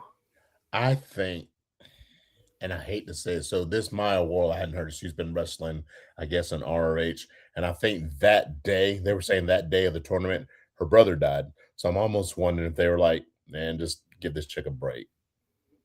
So the one that took the place of the wrestler that was hurt. Maya World, her brother died that day of the show, and she still came out and wrestled because she, it was like she didn't want to just sit at home and so she came out and she wrestled. So I wonder if that's might be part of why they let her win. Well, I don't know. I mean, a lot of times, and you very well could be right, obviously, but in a lot of cases, when they bring someone out in these moments of being the specialty performer, now we have seen where AEW takes that wild card and they're like, "Hey, Josh Alexander, you don't win today." Yeah, like thanks for coming in, you lose. But she's on a win streak too in ROH, so that could be part of it. But yeah, I just like, dude, she was there. I mean, it's happened before. Who was it? Was it Kurt Angle wrestled when he found out his sister overdosed? Remember, he wrestled. I think that was one of the big pay-per-views he wrestled. Well, a lot of these wrestlers, like Mark Briscoe. Yeah. I don't know. It obviously wasn't that day, but I mean, they did a little thing backstage and everything, and then he came out and he wrestled, and Yeah. said that was his therapy, right? Yeah. So, then we had a banger: Brody King versus Swerve Strickland. Dude, that was better than I thought it was gonna. I knew it was gonna be good, but Well, you've been talking about the tank with the Ferrari engine, and that's what Brody King is, dude. and they beat the fuck. I mean, they were hitting each other for real. They beat the shit out of each other. I love when going into a match that it's like, we're just going to beat the bricks off of each other for real. And then we're going to go backstage and we're going to have a beer. Yep. I heard a story not too long ago about Terry Funk. And I think it was Kevin Nash that said, yeah. Oh, no. It was Billy Gunn. Billy Gunn was talking about having a match with Terry Funk, and it might have been the dumpster match at WrestleMania. And like before he went out there, someone walks up to him and goes, "Hey, Terry Funk's blind, right?" And he's like, "What?" And he's like, "No, he's a pro. We'll be fine. We'll be fine." And he goes, "You want to know why those punches look so real? Because that motherfucker punched me in the face." But in this type of stuff, that Swerve likes working stiff. That Brody King likes working stiff. And let's be real, when we talk about strong style, these guys got it, right? So it's one of those things where you almost want to see a Shinsuke Nakamura make his way over to AEW for a couple matches just so he can go against the Brody King and just wallop each other. Yeah. So A- on this match from Bleacher Report. Nana cheated right in front of Aubrey Edwards, and nothing happened. Nothing. But what he did didn't work anyway. I don't like this referee discretion bullshit, man. Like, I think she saw it. I think she still kicked him out. It didn't work because it backfired. But I forget what he tried to do, but I think Brody King turned it around anyway. But yeah. So it happens all the time in AEW where the referee sees the disqualification. Anyways. So they gave the entire show for them a B+ after giving NXT an A- this week. Okay. You feel comfortable with those grades? Yeah. I mean, NXT only had one bad match. We already talked about that. Everything else was like stellar. Yeah. So and like I said, this was a good AEW show. yeah. And like I said, Raw was better than it's been in a while too. So yeah. So then we had SmackDown, which I didn't get to watch because, like I said, I was pretty much asleep until 9:45. And I got to be honest, as soon as I got down to Charlotte, I forgot what day it was. Like, oh damn! I didn't realize that. When the show had started, I got done the show at like 7, went back to my room, fell asleep for 2 hours. I didn't realize that SmackDown was even on. And I fell asleep SmackDown, so but I was tired. So they start with the Queen of the Ring qualifier: Charlotte Flair, Lyra Valkyria, Sol Ruca, and Jade Cargill. Mm-hmm. Why was Jade Cargill in this match? No, she's not champion. It's Rhea Ripley's champion. Never mind. Yep. But again, a problem I have with this is that you have 2 former world champions. And at this point, I agree with that, with the outcome, because they're going to further push. Because who came out and made that save? Tiffany Stratton and Chelsea came out because Michin and BFAB tried to help Jade cheat. And so Chelsea and Tiffany came down to even the score kind of thing. I mean, they're definitely leaning towards Flair versus Cargill at SummerSlam. Well, no, because if you was it Cargill at the end? Was it Michin had a match? with Chelsea. I think Tiffany came down. Either way, and I think it was in this show. There's a beat down. They beat Tiffy down, and Jade picked up the U.S. strap and looked at it and kind of threw it down. So they're hinting that she's going to go after. She's going to take a step down. I mean, again, the exact same thing that I just argued and disliked with AEW, except with AEW, there's a stipulation so that Darby can't. But I don't think Jade's good, but I don't think she was ready for that. I think she should have started with a mid-card title, you know what I mean, and kind of worked her way up. So I think this is good, a step back. She'll come back. She'll be the champion again. But I think for now, put that belt on her, and that's the workhorse belt. Let her work out whatever kink she has, and then go back for the and apparently they showed a vignette for Blake Monroe where she talked about Charlotte Flair. Mm-hmm. Well, Blake Monroe's talking about everybody, and somebody else said that on TikTok too. They're first of all, there's too many of these coming soon vignettes. They're going to burn her out before she even gets there, and people aren't going to give a fuck. But then they haven't really set. You know, she's talked about Charlotte. She talked about Rhea. She talked about Tiffany. I mean, you know, pick somebody. Yeah. You know what I mean? Well, I mean, have a match. Yes. Make your debut. You know. Non-title match, Paige and Brie versus Laney Reed and Fallon Henley. Perfect opportunity for Fatal Influence to get a win, and what happens? They lost. So exactly what you were talking about. Why call them up if they're just going to sit there and eat pins? I think. So this is what Bleacher Report said. I don't think they're going to drop it until Nikki comes back. I think that's where I think they are so hell bent. Well, they're going to have to turn on Paige at that point, right? Yes, but I think they're so hell bent because that's the whole point of the Bella Twins coming back, were to be the tag team champions, right? So I think they're going to hold it long enough for Nikki to come back, turn on Paige, and then they'll drop it. They just want the Bellas to be champion together at one time. You see what I'm saying? So I think that's why they're not losing it yet. They're trying to hold it till Nikki comes back. So this is what Bleacher Report said about this match. When even cheating does not help Henley and Reed win, why should fans care about them challenging in an actual title match? Oh, I agree. Backstage, Kit Wilson revealed that Danhausen may have broken The Miz. That shit was who incessantly rattled off old catchphrases while sporting the old electrocuted hairstyle. That was funny stuff that did not overstay its welcome. So good.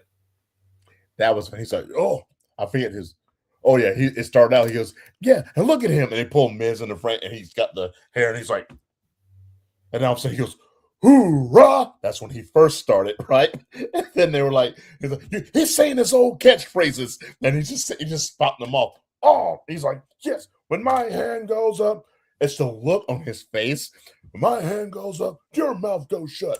And then they were going, and then they started, Kip said something, and Danhausen said something else. And all of a sudden it's, really? Danhausen, yeah, really? Danhausen goes, I like this. What is Danhausen? What am I? What is Danhausen? Oh, Sam. He goes, no, he's not. It was the way they played it off. And then Kip ended up getting shot at the end because he took a baseball bat or something and swung it at Danhausen, and he kind of moved. He did the nope, and he hit something electric and then shot the shit out of himself, and he fell. Oh God, did you see I sent you, speaking of Danhausen, I sent you a TikTok with him and Charlotte. Did you see that one? Yes, where he's pulling out his mate. And then she walks up. Woo. He's like, whoa, woo, whoa. And then all of a sudden, like, something happens, and you see him walk off with her cape on. She's like, give me my cape. I go, no, I'm keeping it. And then he just walks off like this. He's growing on, like I said, he's growing on me, dude. And you know, when I said Danhausen's going to be the one that shows up at Elimination Chamber, they fucked up that entrance. But I want to see more in the ring. I like the comedy stuff he's doing too. I need to see him in the ring. You don't. Huh? No, you don't. He doesn't need to wrestle. I mean, They've now proven it. Why are we paying them all this money? Eventually, they're going to want the return on their money. Dude, he's getting the return on the money. He's the number 2 shirt seller that they've got. Behind who? Well, probably Cody right now. Actually, right now it's probably John Cena still. Yeah. You know what? So if I had to guess, it's probably Roman Reigns after WrestleMania. But Danhausen's number 2 since showing up. All right. And they put out a New York Knicks championship Danhausen shirt on WWE Shop. And I think they sold out like immediately. He's gonna pay for it with human monies. Yeah, absolutely. He's like, use that human monies to and you know, I want to buy one of his shirts. I'm not kidding. I want one. And I said that, you know, when he showed up at Elimination Chamber. But let's get back to the show. Cody Rhodes and Sami Zayn's business intensifies. Here's where I said that I had an idea that I really want to see happen that could make us both go if they decide to do it. So obviously this all sets up between Cody and Gunther having another match, and Gunther says he doesn't trust Nick Aldis to sit there and pick out the referee, right? So who's Gunther pick out to be the referee? Sami Zayn. Sami Zayn. Now I assume that this is going to lead to a 3-way dance. Yes. Wouldn't it be awesome if Sami Zayn is the one that walks out with the championship and that 3-way dance? I think that's what they're pushing for, honestly. Well, see, I think what they're pushing for is Gunther to beat Sami so that Cody doesn't eat a pin. No, I see something happens, and or I see maybe Cody does something that knocks Gunther down. Sami pushes Cody out and steals the pin. I would love that because then, you know, the ultimate underdog becomes the ultimate opportunist. Yep. And he gets to sit there and say, all those Sami old school fans Now Ryder that dies. are still with me, No, he my calls him ride or Ryder. dies that are still with me, that was for you. And you saw how I beat both of them. They didn't stand a chance, you know, or whatever. And he just goes full out heel at that point. But you know, then all of a sudden he starts running away from Gunther and whatever, and he's just the chicken shit heel for a while. I think they should go ahead and do this so they can pull the trigger and make Cody heel. He's already doing heel as shit. They just need to go ahead and fucking quit dipping your toe in and fucking jump in. But Bleacher Report went ahead and said, go ahead. Because what's going to happen is when Randy comes back, they're going to boo his ass anyway, so they might as well go ahead and pull the trigger. I don't know if they are going to boo Randy by the time he comes back. Oh, you No, mean they're Cody? going to boo Cody. Yeah, booing Cody. I'm saying they might as well go ahead and pull the trigger. They're not going to boo Yeah, Randy. Because, you know, as much as Randy's supposed to be the heel when he comes back, I don't think he's going to be. Even when he turned heel, when they went into that other match, the people were still cheering, one more time. He was fucking RKOing them, putting them through tables. The fans were eating it up. I mean, Randy's at that age where he's never truly going to be heel again.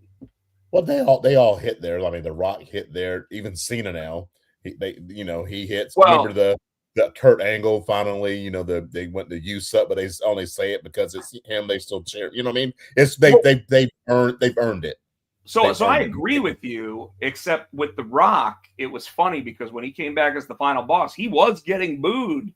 Yeah. Except when he said at that one night when he came out and he goes, Memphis, this is where I got my start. So, you know I'm supposed to be the bad guy, but you know, you got the love in my heart, you know, like, yeah. You know, but then all of a sudden he still ended up starting to call them like trailer park trash and everything else. And made sure that they would boo a little bit, but then they were still like, it's The Rock, we love him, you know, like, but you're right. Even when he was heel, even when he was the boss, he would have to go into that because when that music hits, people lose their damn mind. Even when he was the final boss and he would come down and he would start the promo, they're like, oh yeah, we're supposed to boo him. Right. They part of that, I think, is because of the surprise that he showed up. Yeah. You know, because because when The Rock shows up and he's not advertised, oh, we got a comment. We got a comment. It's Johnny Storm. He's working a drone show. Well, that sounds awesome. Yeah. Johnny Storm, we missed you at Heroes Con this year. You're gonna have to join me next year for it. It was a blast. But you know, like when Stone Cold randomly shows up. Now, Stone Cold will never be heel again because his character is just too over as the babyface. That as long as he stays in shape and he doesn't fuck something up, he's gonna go over as a babyface. But you know, The Rock actually did everything he could to you know, really piss people off. And you know, like you better not disqualify me because I'll fire you. You know, I'm on the board. You know, like he took advantage of all that and he made it work. So anyways, let's get back to SmackDown. You know, I know you want to be out of here shortly. So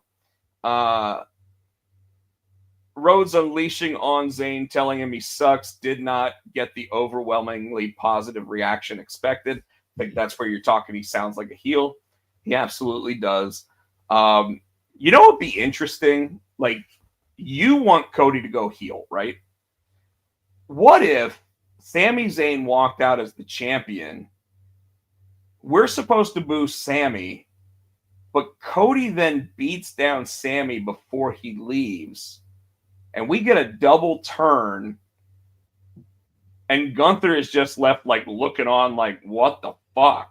You know? I'd be cool with that.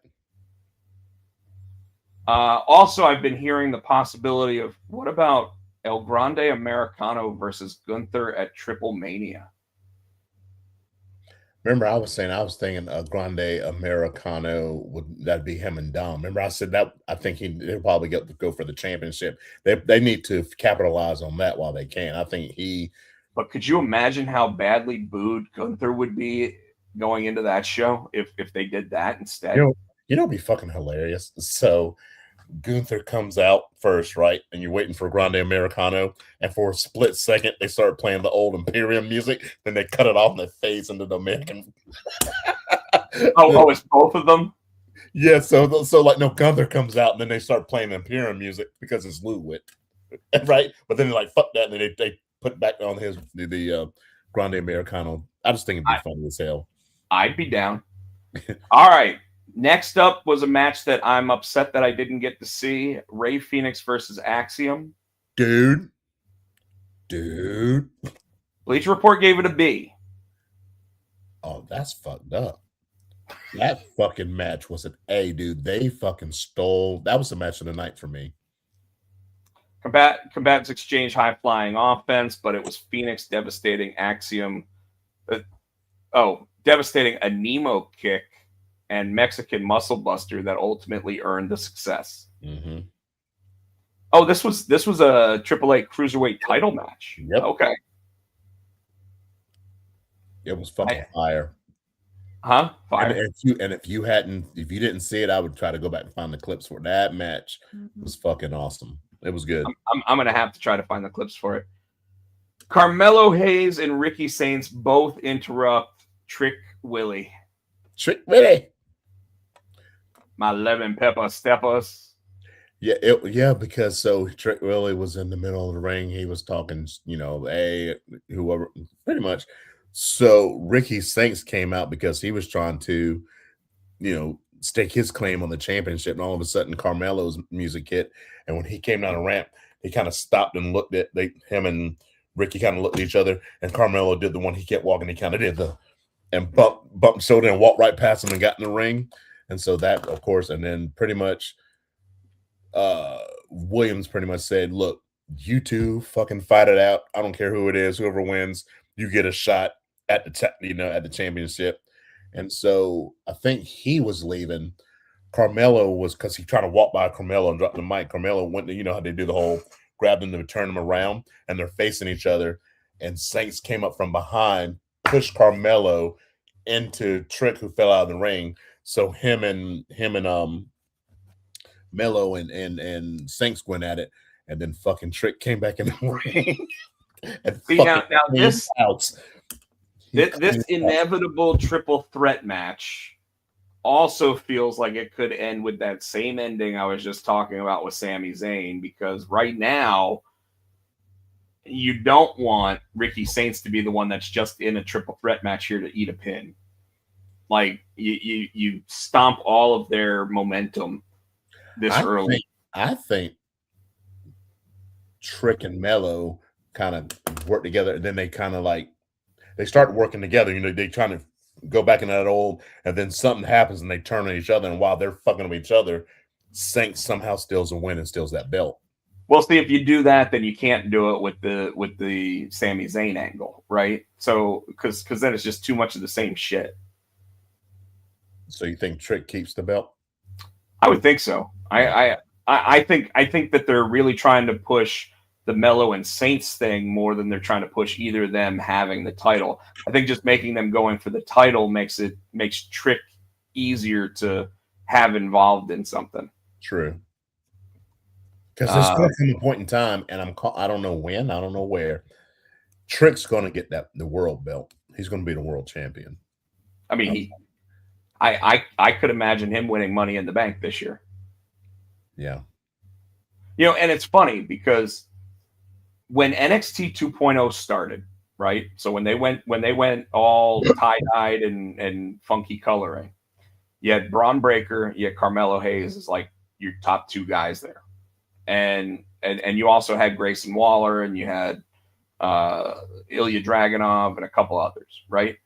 But your top two were Braun Breaker and Carmelo Hayes. Like Trick Williams was just there to be the Diesel to the Shawn Michaels. Mm-hmm. And when they went to the gold brand again, you know, not the black and gold, it's just the gold brand now. When they went that way, we've already talked about the evolution of Trick Williams and how he took advantage of every opportunity that they gave him so that he could grow and get better. But it's funny because to me, I looked at Braun Breaker and Carmelo as, if they do these two guys right, you could have the next Randy Orton and John Cena rivalry that goes for 15 years. Yeah. And they just, like, Braun Breaker, I think, is still on that trajectory on the Raw side, although trying to break through Seth Rollins, CM Punk, and Roman Reigns is impossible, right? On SmackDown, Carmelo got held down to the U.S. title for so long, and Trick Williams came in and boom, right above him immediately, right?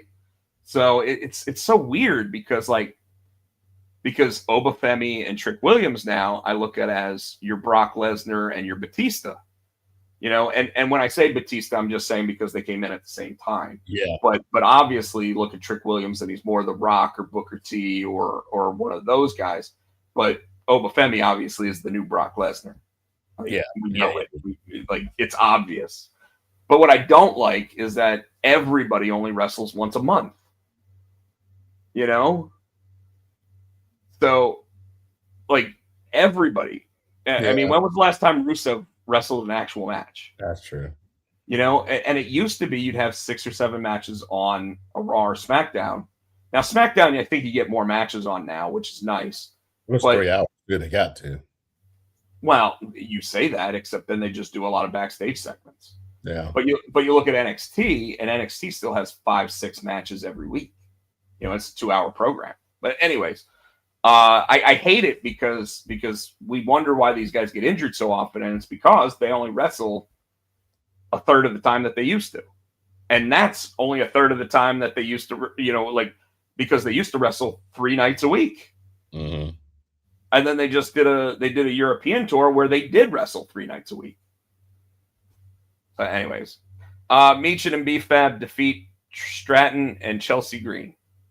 Yeah, Chelsea was like, tell me a world where that should ever be the outcome in a match. Chelsea put that match together. She's like, yeah, well, we'll meet you in the ring. And Tiffany's looking at, what the fuck are you talking about?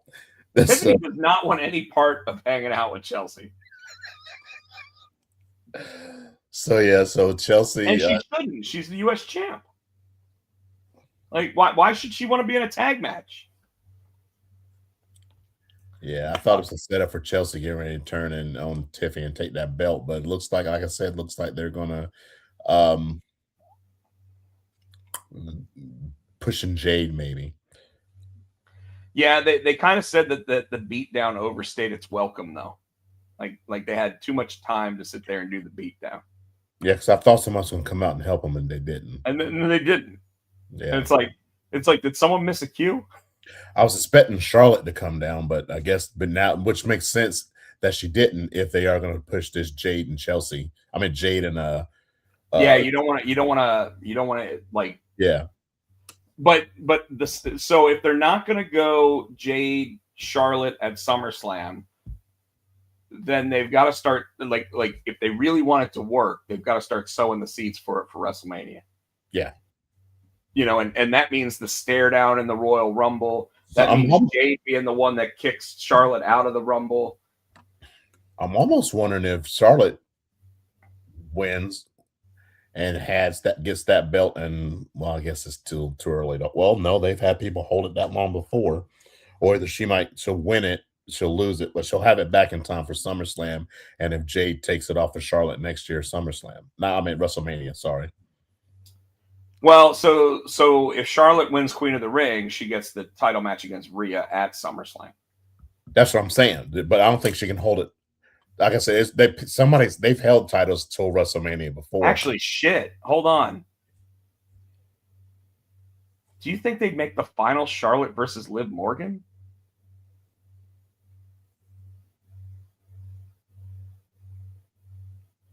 No, because I think at some point, no, I think Liv and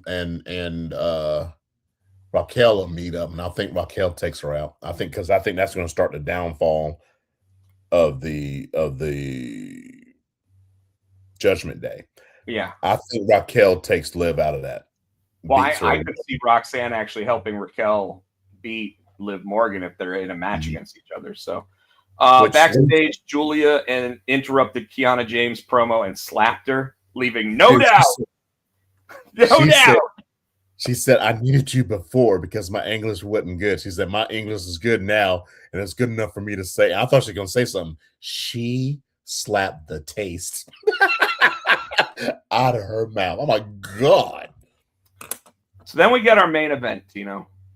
And from what I read, it's the most disappointing outcome that could have possibly happened in this match. And it just makes me think, did the WWE booking team think that this was 2024? If it ain't broke, don't fix it. And this is why I said I'm getting tired of this bloodline shit. So Jey Uso cashes his ticket to the semifinals. Who did he pin? He pinned who? Tell me who's in the match again. I can tell you. I'm trying to remember. Royce Keys, Finn Balor, and LA Knight. I think he pinned Knight because I think he crawled over Royce Keys because Royce Keys had somebody covered. Who do he have? No, he had Finn covered. Well, he got taken out by the MFT. Yeah, but he came back and because he was laying on top of whoever Jay pinned because Jay did that splash off the top rope onto Royce onto the cup, and Royce rolled off the dude, and Jay crawled over Royce and he pinned whoever. And I want to say it might have been Finn Balor. Yeah. So I don't think Bleacher Report actually tells me who actually he pinned, but it says Jey Uso cashed his ticket to the semifinals and a date with Javon Evans on Friday night, defeating LA Knight, Royce Keys, Finn Balor in a star-studded main event. A wild, chaotic match down the stretch. Keys looked like a monster, absorbing everything, including a triple powerbomb through the announce table, and still came out looking like an unstoppable force until an inadvertent distraction from Solo Sikoa proved to be his downfall. Continuation of his story with the MFTs, Knight's rivalry with the Bloodline, and Uso's attempt to expand his family's dominance over SmackDown by winning King of the Ring and challenging Cody Rhodes for the WWE title were all woven nicely into this to create a strong, quality, entertaining main event as the company continues to thrive when booking multi-man matchups. this was still an excellent match with a hot crowd, and the win makes sense within the context of the Bloodline saga and Usos outlined goals. Now, my question to you is this. So Javon is supposed to meet the winner of this match. Which match? So Javon meets Jey Uso. Okay. Who meets the winner of the match tonight of Oba? So tonight's match is Oba versus Dom. And then they go to whoever wins that goes to that's the finals then. Yeah. I think LA Knight is going to cause a distraction to cause Jey Uso to lose. And I know that Brock Lesnar is going to cause a distraction or something to help, which I'm fine with, because that means yes, it causes Dom to win. Oba still looks strong. You know what I mean? Because hold on. We think that is a foregone conclusion, but they could hold that off till the finals. No, I see. Oba could squash Dom, and then against Javon or Jey Uso, Brock Lesnar interferes. I want to go back to. I mean, I agree with you. I think it's tonight. The only reason I say this is I want to go back to the 5-year-old me booking. Now follow. Oba got the best of him last week, right? So he can kind of get his revenge with the help of Brock and probably Bobblehead. You know what I mean? So well, I agree that like initially that's the way but you can do either. Yeah. And still get away with it. Yeah, yeah, and you're right, but I think that and the only reason I say that, and I'm still with you, I expect it tonight, right? But the only reason why I think that it could happen at the finals, one, it's a bigger payday for Brock. Yeah. So he might be like, let's hold it off until then. That way we get our SummerSlam match between me and Oba. Or he doesn't even have to come out. They just his music. They just play the music. Oba's distracted. They do something shady, and they beat him that way. I don't know. I think Brock needs to actually put him down. Okay. Because Oba's already proven if you just hit him with a chair, you're not rolling him up. You know? And Dom's not big enough to pick him up and slam him. Yeah. He's not gonna start 619 him either. He's just gonna catch him. Let's be real. He needs the entire AAA roster to come down and help him beat down Oba Femi. Yeah. Like that's legitimate. That's what really needs to happen there. So while I agree with you again, but here's the thing. The reason why what I just said and having it be the finals before it happens makes even more sense is because if Brock's music hits, Brock comes down, hits an F5 while JD McDonough is distracting the ref. One F5 is not going to put Oba Femi down. No. So you got to keep that ref distracted or you got to ref bump him. You know, and that could happen. But that's more likely to happen in a finals than in a semifinals or something. You know what I mean? Yeah. So my problem is I don't know how you really book the other match because Jey Uso versus Javon Evans sounds like a garbage ass matchup to begin with. Yeah. Like I'm sorry, the Jey Uso experiment for main event is done. Get over it. Who the fuck said? Hey, I know he's in the bloodline. I know that he's been world champion. I know that we strapped the rocket to his ass and then he gassed out. Like, what? Why? Yeah. Why not give it to LA Knight in this moment? Because the promo he cut on Monday literally got negated by Friday. This is true. Like, it's fucking horseshit. Why give him the microphone? If you're just going to send him out there to get beat, and then why move Finn Balor and make such a big deal out of him moving over to. Yeah, I don't get that either. Why are we moving him to SmackDown if we're not going to do anything with him? I almost expected Finn to win that because they were. I think I called Finn in that match. Yeah. That shit just doesn't make any sense to me.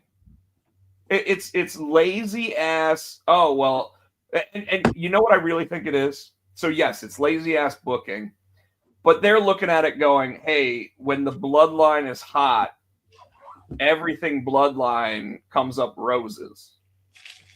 And that's bullshit too. It is. I'm tired of it. You're tired of it, obviously. It's gotten to the point where like, and you and I have been talking about it for weeks. They are safe booking WWE right now, except for NXT. NXT's taking shots. Tatum Paxley winning that North American Championship was a complete shock. Yep. Her holding it as long as she did, even a bigger shock. That's like your Darby Allin winning the world title. Now, granted, she didn't win. She won the world title too. She did win the world. You're right. She won the NXT Women's Championship, and she won that before we thought she had a chance to win the North American Championship. So I mean, you're 100% right. And you know what? That's probably the perfect correlation is Darby Allin winning the AEW World Championship and Tatum Paxley being where she is right now. Yeah. But otherwise, Raw and SmackDown have been safely booked for a while, and it's getting boring. And we continue to watch it because we watch it every week. But and part of the reason why we continue to watch it is because we talk about it on a weekly basis. But for both of us to be in agreement that it is super safe booking is kind of showing where the problem is, because when we were talking about AEW 20 minutes ago, you were ready to sit there and be like, I'm going to mute you, bitch. Like but I'm so tired of this of it, and I know we're at the 2-hour mark. But like, this is why at SummerSlam a triple threat match between Gunther, Cody Rhodes, and Sami Zayn should end with Sami Zayn being the one that walks out with the title. Mm. And this isn't the same thing as the Montreal time when we were like, holy shit, Sami could find himself in the main event at WrestleMania 40. Yeah. And it's not, because there are 2 titles now. You know what I mean? Mm-hmm. Like, if Triple H doesn't start making these wild moves that the crowd wants and that the wrestlers have earned and deserve, let's be real, there are moves that you can make. You want to know what? Okay, this might be a hot take when it comes to WWE right now, but I'm bored with Gunther. Oh. And I'm bored with him because ever since he started using the fucking sleeper hold as his finisher, he's boring as shit. I can see that. The only thing he gets a crowd reaction on anymore is when he's doing those chops to people. The rest of his match is a safe, simple, boring fucking match. And I'm done with it. He's one of the best wrestlers on the planet. And we're sitting there watching him put people in sleeper holds 6 and 7 times in a match. And that's just bullshit. It's boring. Whoever is the fucking agent on those matches needs to have a corrective action in their folder. Oh, damn. Like, this is bullshit, man. Like, do something. Make something happen. I'm tired of it. I love pro wrestling, and I hate when it gets boring. So, I know that I said that Darby Allin was never going to be AEW World Champion, and I was proven wrong. Mm-hmm. And he got 7 title defenses over 7 weeks. Mm-hmm. And he put on an absolute fucking clinic. So not only was I proven wrong, but it was the opposite of fucking boring. You know what I mean? They did something with him. They made you believe. They made, They made us believe he was actually going to cut Max's hair, and when he didn't, I was disappointed. And they went out on a limb. They tried something different. They didn't stick to the status quo. Yeah, clip that. You're 100% right. They didn't stick with the status quo. They went with the fan favorite, the one that was the workhorse, the one that put in all the work. And then some of the people that they put him in matches with were done to elevate how crazy his shit is. Yes. Like that match with Tommaso Ciampa, up until you and I watched the El Grande Americano versus El Grande Americano match, was probably my favorite match of the year. And it was on a random fucking collision. That's what made it funny. That's what made it so awesome. There's like 140,000 people that watched that match. Wow. I'm kidding. It was probably 250,000. But it was a random Saturday night match during like the NBA and NHL playoffs. So more people were watching hockey and basketball than they were watching that. And they put on a fucking clinic. Banger. You know, and then you see all these matches that have been popping up on Instagram and TikTok feeds recently of all these like light bulbs getting smashed and whatever. And it's like these motherfuckers are killing themselves to get to where you would hope that AEW is putting on a safer product. But then they explode with blood like they do in a Darby Allin versus Tommaso Ciampa match. But it's still got to be safer than watching those light bulbs explode, right? Yeah. So, I don't know. I'm just, Tino, I'm kind of glad I didn't watch SmackDown because I would have been so disappointed with the end of SmackDown's main event. Like, and with the stomach flu, I probably would have blasted, you know, whatever was going to come out of me at the TV. Yeah, no, I would not have done that. That's nasty. I would not have wanted the cleanup fee after I left. But you're like, call this motherfucker back. I mean, am I right? Yeah. You know, I agree. Like, do you have anything you want to add to the argument about the safeness of WWE booking? No, because I've already. I mean, I don't think you've said enough of it here. I don't think they've heard enough of it. I'm getting to the point where, like I said, I grew up on NWA, WCW, and AEW right now is reminding me what I used to watch. I'm getting bored with WWE. I'm like you know, what was it? It's like they're too complacent and too comfortable. We're the number one wrestling company, so we don't have to give people shit because they're going to watch us anyway. Is what they're giving us. I don't even think it's that. I think they're scared. I think they're scared of giving us something different because every time they even call someone up, they end up feeding them to the long-term people that they know actually get ratings. Like, we know that one of the best reactions that the crowd gives is LA Knight. Now, yes, LA Knight has messed up in matches. He's messed up on promos. Yes. But that's because he gets so excitable that he fucking messes something up. But then you watch Unreal and you see them talk about LA Knight and his fucking, oh, we did this for you, and then you screwed up. You know, you fell off the ladder when you weren't supposed to. Yeah. Shut the fuck up.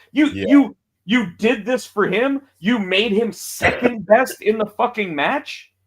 No, if you did it for him, he was climbing up and grabbing that fucking whatever it is. Either Money in the Bank or the fucking title itself. Like, I'm so angry with this shit. Mm-hmm. Like, to me, having Brock Lesnar lose a second time to Obafemi still would have been better because it would have made Brock actually rethink whether or not he does still have it and whether or not he should put his career on the line against Obafemi. Right now, I'm sitting there going, Brock Lesnar's just going to show up and who knows who wins the match because maybe Brock isn't retiring. but we just killed Oba's heat.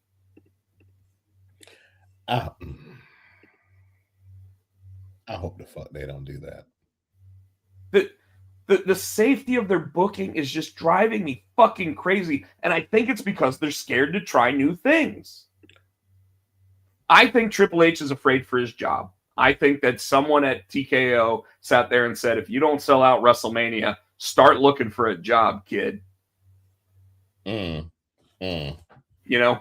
And that's why I think we're leaning towards things like the possibility of a Charlotte versus Jade, or a Rhea versus Charlotte, or a Liv versus Rhea match at SummerSlam, because they're like, well, they're both draws, so that should bring more people to the table. Instead of sitting there going, Julia's fucking awesome.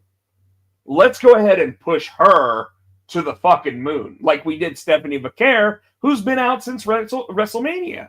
I think some people are saying they think Stephanie's going to come back and cause Liv to lose that. Good. But why is Liv in the Queen of the Ring? She has a title. She doesn't need a title match. She gets one. I think she's there because either Stephanie's going to take her out, or, like I said, Raquel's going to take her out, and that's going to be the start of the downfall.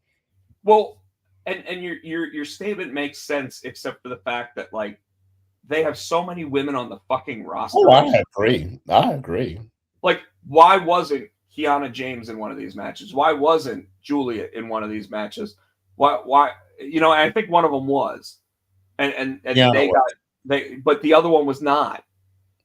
And they could have taken Liv Morgan's spot. They used that Kiana to be in there. That was just to set up the Julia thing. Yeah, Julia thing. So, but if they had put Julia in Liv Morgan's spot, then Kiana could have cost her that match. And then you're just fueling the fire. Yeah. All right. Yeah. I know you want to get out of here. Like I feel like we're finally on like a really good topic. Yeah. And that's why I want to keep going with it, because the one thing you don't see people talk about is the safe booking bullshit. You know, we look at TikToks all the time about theories and everything, and they never talk about how boring the bullshit is. Oh, I do. I just don't send you everything because I already send you. Thank God, because I don't need to see the ones where they're agreeing with me. Yeah. But you know, like I did see one, and I'll wrap up on this. You know, I did see one where someone sat there and said, Mark Calloway, when he is booking AAA, does not throw ego into it. He just tries to put together the best possible program. Now, granted, he has a third of the roster. I need to start watching it because I haven't really watched it. But you've seen the main events. Yes. And you've seen what he can do with those. Yes. The WWE main event is rinse and repeat. It's and luckily we haven't gotten where Roman Reigns has help from the bloodline recently. It's been Roman Reigns has beaten Jacob Fatu 2 in a row, and that's great. Except for the fact that why not push the new guy who was going to the moon and now suddenly is just relegated to being your asshole? Yeah. Clip that. Anyways, Tino, I will stop there. Cool. Why don't you tell everybody how to find you? I am on Blue Sky. I am on Insta, SC Tino. You can find me on Tiki Taka Tino or Great Music. You can find, Snapchat, but I'm not on there all the time. And you can find us on X, we're Potsy and Tino. Facebook, we're the Potsy and Tino Show. We're here each and every week on the Pots and Pans Network. Please like, subscribe, give us thumbs up, buy our shit. Thanks to Adam's House Cat for the wrestling song. You can still catch that on iTunes for the low price of 99 cents 99. Though we don't use them anymore. We still give them in some random cases, I do still throw it up there just because I'm like, I want to feel nostalgic today. I almost threw one up today, actually. Well, we used it for so long. I still want to give them their props. And absolutely, they earned it, man. So one last thing about the Carolina Hurricanes. I don't know if you heard. There's a guy on Twitter that in during the Stanley Cup Finals, when the Canes were down, when they were down 4-0, or no, sorry, when they were down 2-0 in Game 2 and they came back to win, he posted saying, "I will get a Carolina, the 2 flags that are on the jersey. I'll get a tattoo of that if they come back and win this game." He did, because they won the game. Nice. Then in Game 3, the Canes go down 4-0, and he goes, "Carolina Hurricanes tie this game." He didn't even say if they win. If they tie this game 4-4, I will go ahead and get the Stormy looking like the NC State guy. If you look at the jerseys, it's on the corner, but it's the pig basically looking like he's like this. And they came back from 4-0 to tie it up at 4-4, and they lost in double overtime. So he got that tattoo. He then sat there and said, if the Canes win the Stanley Cup, I'm going to get a complete sleeve to go around the rest of those 2 tattoos. And it's going to have the Stanley Cup, and it's going to have like the Eye of the Storm and everything else. When they came home for Game 5 in Raleigh, they had him as the guy that actually did the horn. Yeah. They brought the guy that got the tattoo. He got to meet the general manager, probably went down and met the team and everything, but they had him come in, and he was the one that sounded the horn in Game 3. That's How awesome. fucking cool is that? That's cool. Well, now we know he's got to get a sleeve now.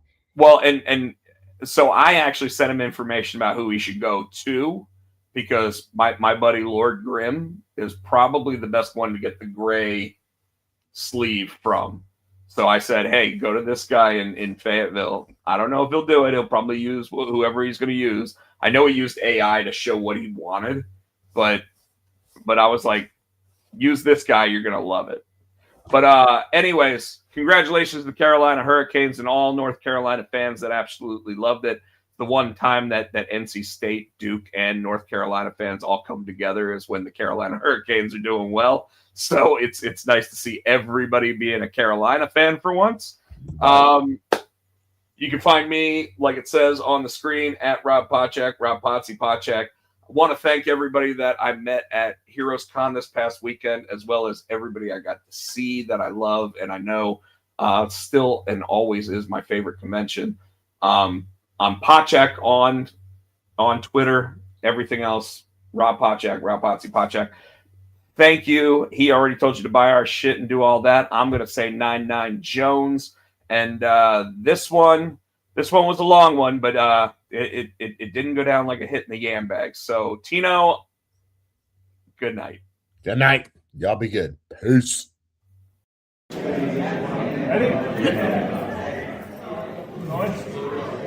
Ownership contributing to Potsy and Tino. For the Potsy and Tino show. Thanks for watching.